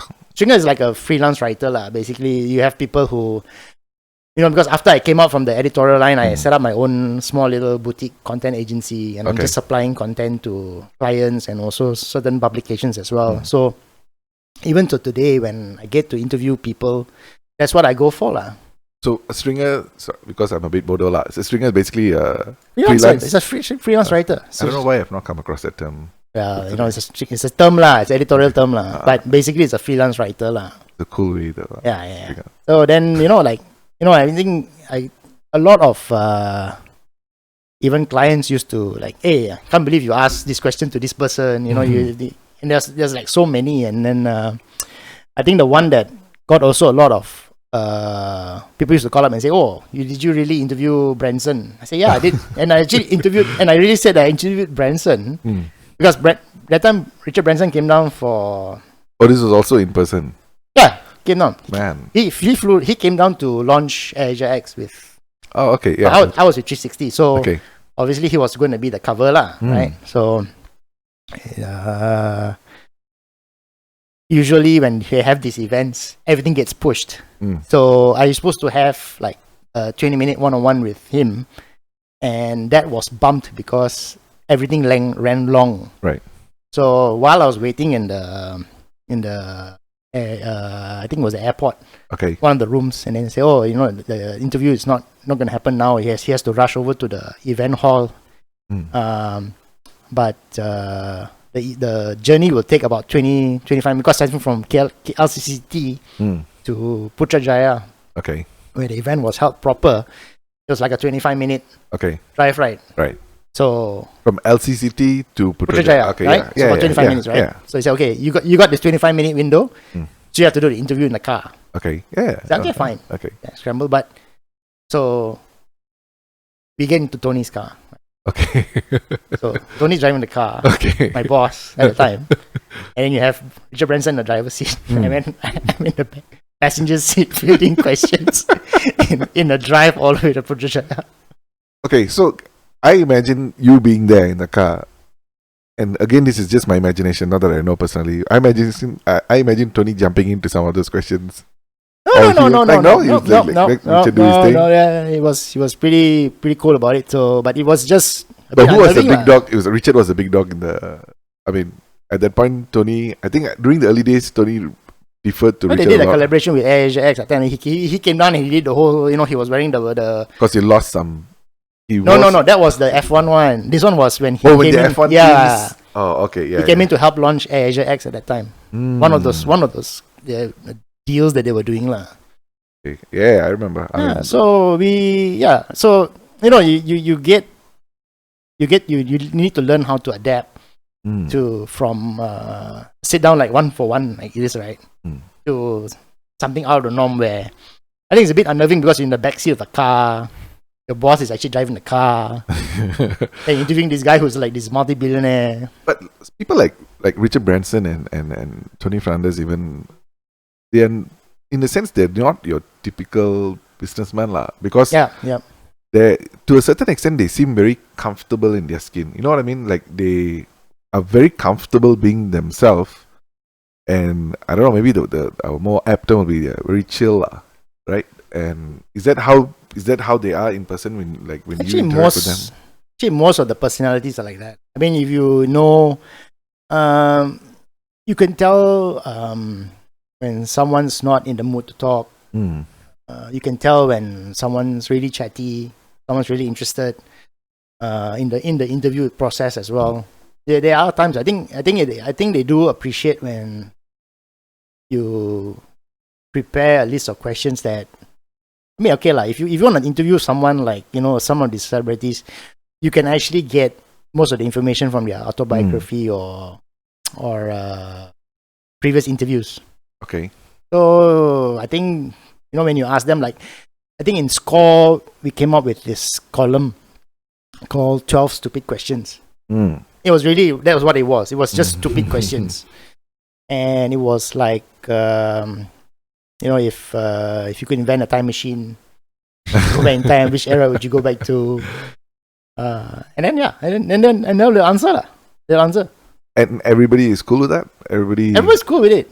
Because I also get the inclination that there is a type of persona or celebrity where they expect you to have done your homework and don't ask me stupid questions. No lah, I think because they are also like fine-tuned to, you know, like doing a wide variety of media, meeting a wide variety of reporters. They have all sorts of questions lah. But I think when you come down to our market, then of course we want to, I mean, for me personally, try to get a bit more out of the things where, I mean, if you already have that question answered by another magazine, why would you ask the question again?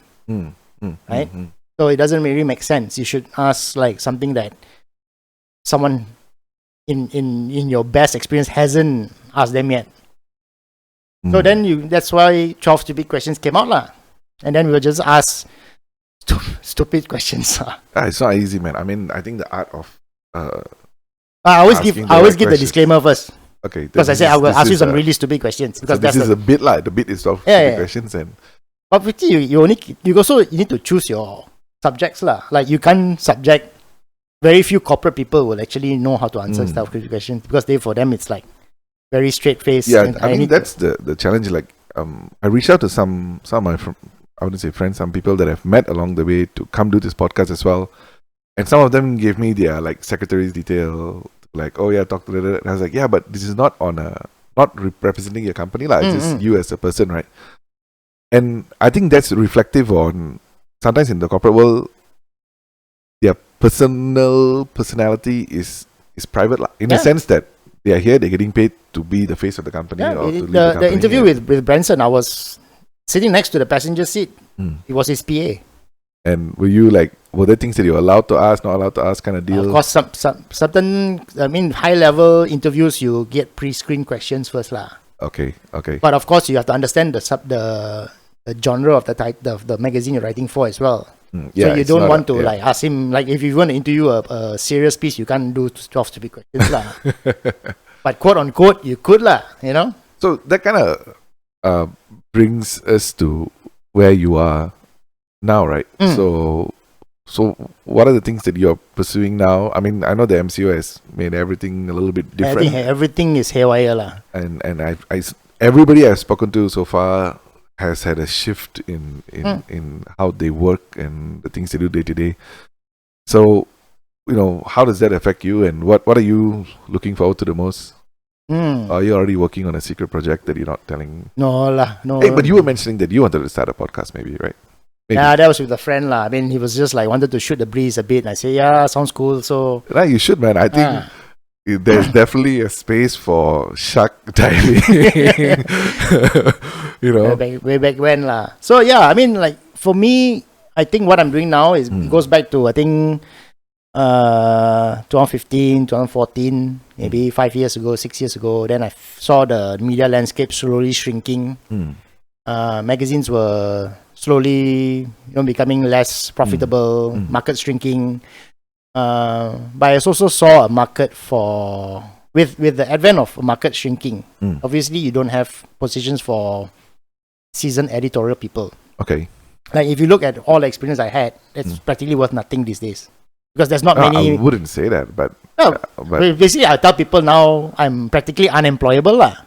You're probably too expensive for some organizations. So unemployable lah. I wouldn't say unemployable. So because I would have to be compromised of earning maybe 30 to 40% less what I earned my last draw in 2015. I suppose there's probably only a handful of positions for somebody with your experience, lah. Yeah, handful of positions, and then I think those positions are already spoken for, lah, right? Because you have people who actually have longevity, they know how the things work and all that, and I don't think also I'll be at this point I'll be enticed to go back to a full-time position unless it's something I find interesting or passionate about, lah.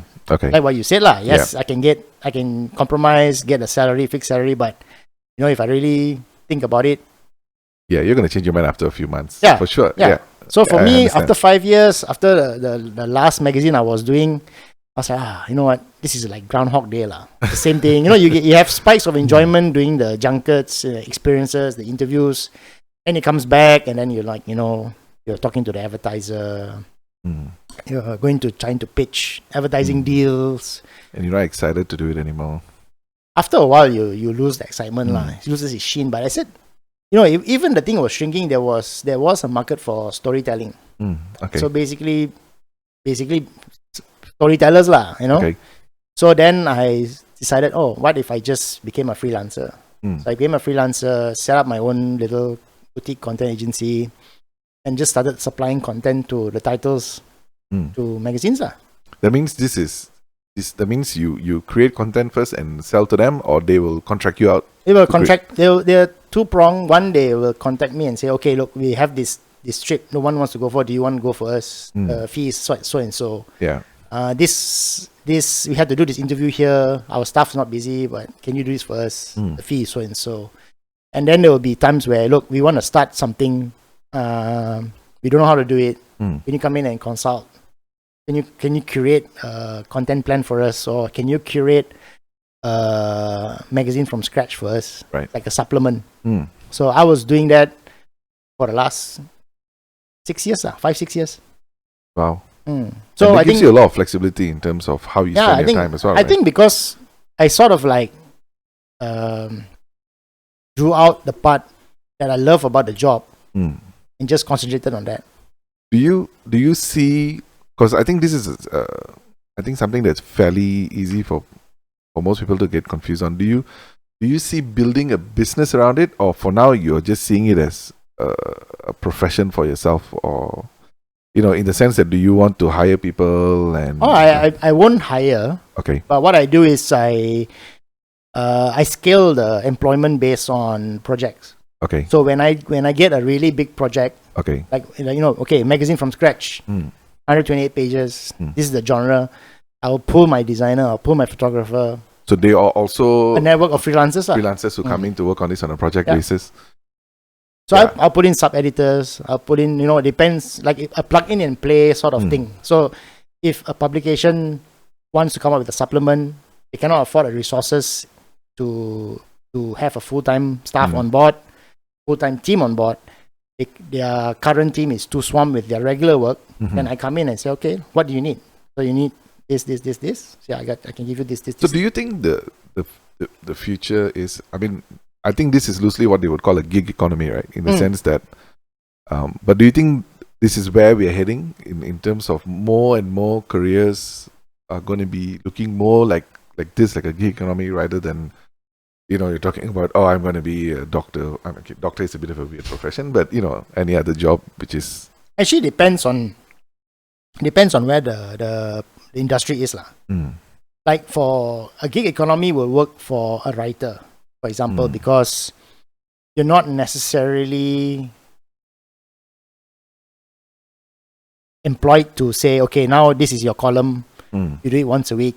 Right. And then why would I want to pay someone full time when it's just once a week? He can do it at home, and he or she can do it at home, and and you also can maximize by doing a few projects and maximize your income as well. So that's why I did, like. I mean, basically pull my network. So I was. You think it's unique to writing and journalism? I think for the gig economy for writers, it works from a journalist design as well. I would imagine. And design, right? Like you're saying, design. Yeah. It works from that aspect, because if let's see if my math is correct, right? if you were to set up a magazine now, right, you get like this art director, editor, writer, and all that. by the time you do you factor in the cost, it would actually be more cost efficient and you have to justify that big chunk of investment versus your advertising revenue. Right. So you have to earn like maybe twice or three times because you have other overheads like offices and all that. But then if you get someone who's on a freelance basis, then you actually save a lot of money there. So I figured for this industry, it does make sense lah. Yeah.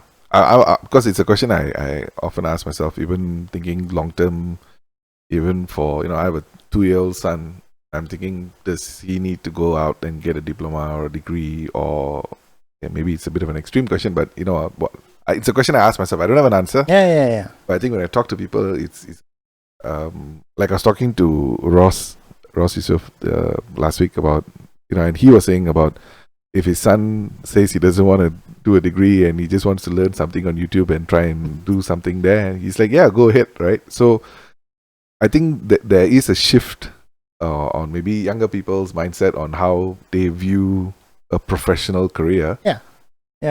So I'm just seeing where the opportunities are. I don't have an answer.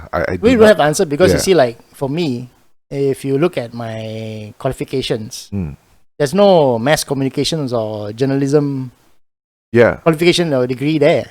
It's insane, right? Yeah, it's insane. You studied culinary and you studied and then I health became sports, and then I became a writer. I became an editor.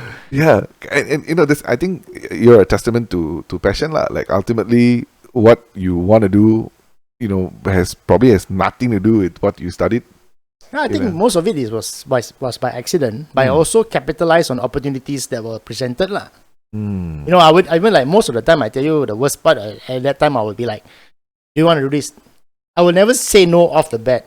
I would actually, maybe go back. Let me think about it. Listening to you, right? If a young person now, a fresh grad just out of college, is asking for advice, right? In terms of general life advice, what kind of advice would you? General life advice. General life advice, because it can't be specific to anything, right? In the sense that, what would be something that you would encourage them to, think about or consider as somebody who's looking at the working world, who's not gone into it yet, who's just graduated, having experienced such a diverse portfolio of I think it's careers, if I want to say one advice, I would just say you follow your interests and you follow your passion lah. Okay, so the second question that the same person will ask you is, what if I don't know what I want? Because I've asked this question to people, and then you don't know what I want, and a lot that's of people, a problem lah. A lot of people, like you see, like my wife, who is very successful at what she does. She's an auditor, accountant, and she's been with KPMG for 13 years now, right? And sometimes I've asked her, I'm sure nobody dreams of being an auditor, right? I'm sure it's not a dream or passion, but she's very good at it. But sometimes I ask her, if you were not doing this, what do you think you'd be doing, right? And she loves animals, so she imagines, I'll be happy just being a dog walker, like walking all these dogs all day, right? So I feel like, okay I don't know whether it's a professional career, but there's something there I mean, knowing that you're passionate about animals or dogs, and I can see even if she sees a stray cat somewhere, she has to go feed the cat, the dog. Every stray dog that walks across the house, she wants to, can we keep him? Can we bring it in? It's like a constant challenge, right? So okay but if she didn't become an auditor, maybe she might have gone on to that. But I don't know whether everybody has that. Even for me, I don't know whether I have that, right? In the sense that sometimes I get these ideas and I'm like, I want to pursue those ideas. But sometimes it's not as clear as, I want to be a chef, or I want to be a journalist. It's that the career path is not so clear. So I think that is why people end up, listening to their parents and saying, okay, go study engineering or law. And it's not bad advice. It is not bad advice, because if you don't know what you want, but at the end of the day, they also know better lah, right? Because they've been through it. I mean, you do see it, but at the same time, you hear so many of these like really heart-aching stories where people are just not happy at their job. I mean, it's not about the money. It is not about the money. They earn very well. They work in good jobs, but they hate the existence. I think every time when I go out for a drink lah, catch up and say, let's go for coffee, or let's go for. That's why alcohol sales are so high, and then right? I'll be like, you sit down and you'll be like, blah blah blah blah blah blah blah. And no, that is the truth, bro. I mean, and and some people have accepted that that's the reality. You know. But I always cut short the conversation. I just say, you know what, at this point in time, just be thankful you got a job. Exactly. Right? No, 100%. Like since the MCO, especially this year, anybody talks about not being happy, I'm like, yeah, just be happy there's income, bro. Yeah. Wait for this to blow over before figuring it out. Yeah. Do you want to just be careful, because there'll be a lot of people out there who are, out of job, took a salary cut. I mean, yeah, you always look at from your point of view, but there's always a bigger picture, and bigger picture is not exactly all roses, Yeah, you're right. I think sometimes it's situational. When maybe that is the difference between maybe even our parents' generation. I think our parents' generation is they had no choice. You have to do this. You have to work hard to build a life. Now I think there's too many choices for us to make. I mean, you could literally become rich being a YouTuber. You could be professional rich. Gamer, yeah, right, and legit rich. Huh?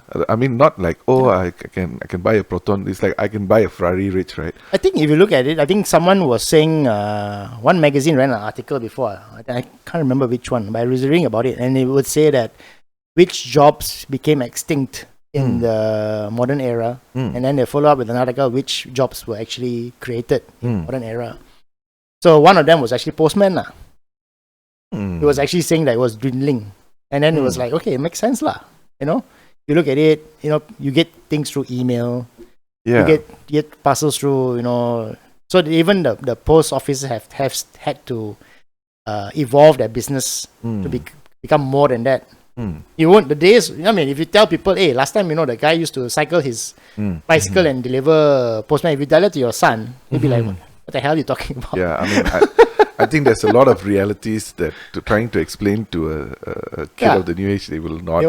Understand. Like the vendor that used to peddle the stall to pass by your neighborhood. Trying to explain dial-up internet. Trying to explain life before Wi-Fi.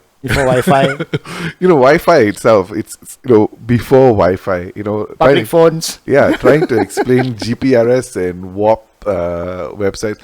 I mean, yeah, so you can feel 1,000-year-old, when you actually look at the progression of how things have changed. And but it's interesting, man. I mean, I think I'm very fascinated with all the crazy fun things that you have done and the people that you have talked to. Too many to recall, but I always keep those articles that I'm particularly fond of. So even like the Anthony Bourdain one, even though it took place I think maybe 10 years ago, it still sticks out. Yeah, man. I mean, but he was not your run of the mill personality. He was his own man, and say what you want, but insanely interesting, genuine person. Yeah. And I'm jealous for the fact that you've met him. You said you did a phone interview the second time, right? Second time, yeah. Did he remember you? No. Because that'll be so cool. But I did revisit some of the questions lah. I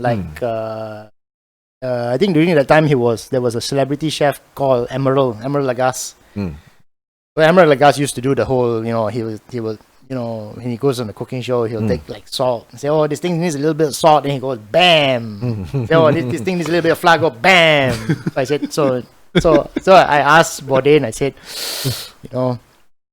what's your take on bam? When Emerald does the bam thing with the ingredients, then so how do you feel about it? And he just answers, oh, it makes my skin crawl. And a few years later, and then there was a bit of a beef between him and Emerald at one point. But I think they after a while, they sort of make peace, because Emerald was also doing a lot of charitable work. Jamie Oliver was doing charitable work. So I think once they meet and they actually sit down and say, have you made peace with Emerald? Say, yeah, I'm cool with Emerald now. That kind of thing.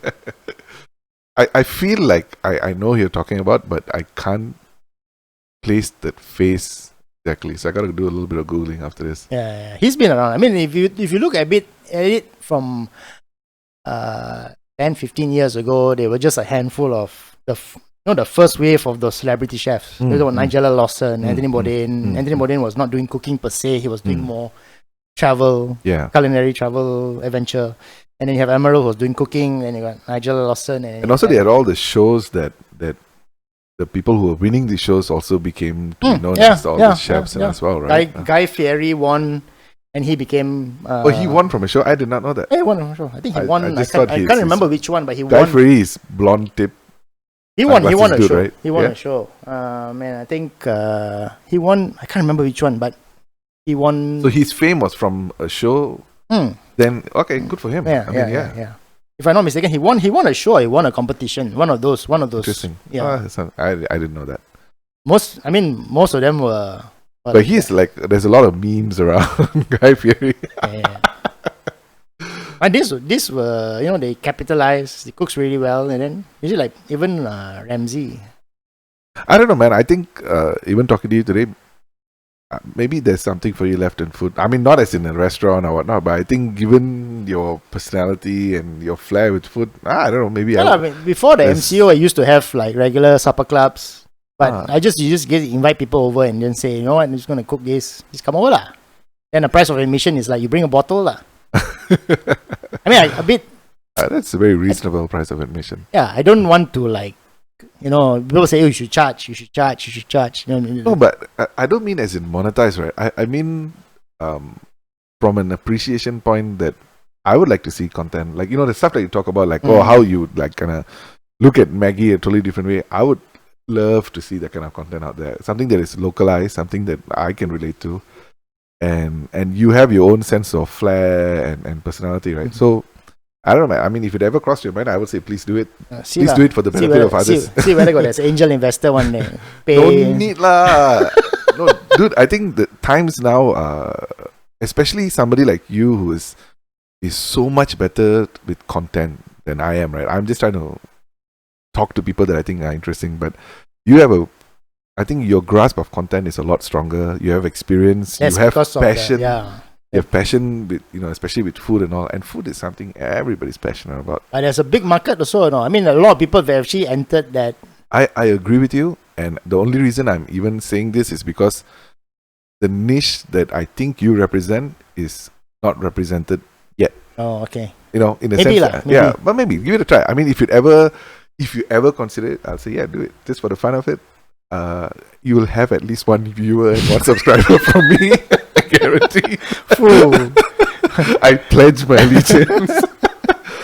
Yeah, but I think I don't know, man. I feel that especially I hear you the way you talk about food and and how you feel towards food. I think there is something there. Maybe I still have that thing, but like I said I'm also busy still trying to wrap up my deadlines for my registering clients and things like that. And it's also still interesting assignments every now and then that comes out on my radar. So I think I got the best of both worlds now at the moment. Cool, man. I think I've taken up a lot of your time actually, more than what we bargained for. I think it's been almost 2 hours, maybe. Oh wow! Yeah. So how much of this will be edited until So my goal with this is to leave it as unedited as possible. Okay. And I don't think we have said anything outrageous today that will land either of us in jail. No. So we should be good to leave it unedited. But also I think for the sheer ease of consumption, I also try to sometimes break it down into topics. And maybe your culinary experience as a topic and have those available as well in case people are interested in this kind of stuff. But again, it's a bit of an experiment. I'm just trying this out. I really want to thank you for doing this, man. Problem, for spending the Thanks time. for being guest number 3, 4? 5. 5, okay. Lucky number 5, right? And I definitely want to have you back, hopefully, with announcing your new YouTube cooking channel. We'll see how it goes. Podcast, yeah. We'll see how it goes. And podcast maybe the podcast. That'll be fun. I mean, I think you have something interesting to say, and I think there are people who will be listening into it, and I'll try to get Amresh, our mutual friend Amresh. Yeah, you should. Should help close some of the loops in some of the stories. And ask him what our asshole boss I was. Oh yeah. Maybe we'll have one after that to reconcile together what really happened. And yeah, man, thanks for doing this. Thank you. No problem, man. Thank you.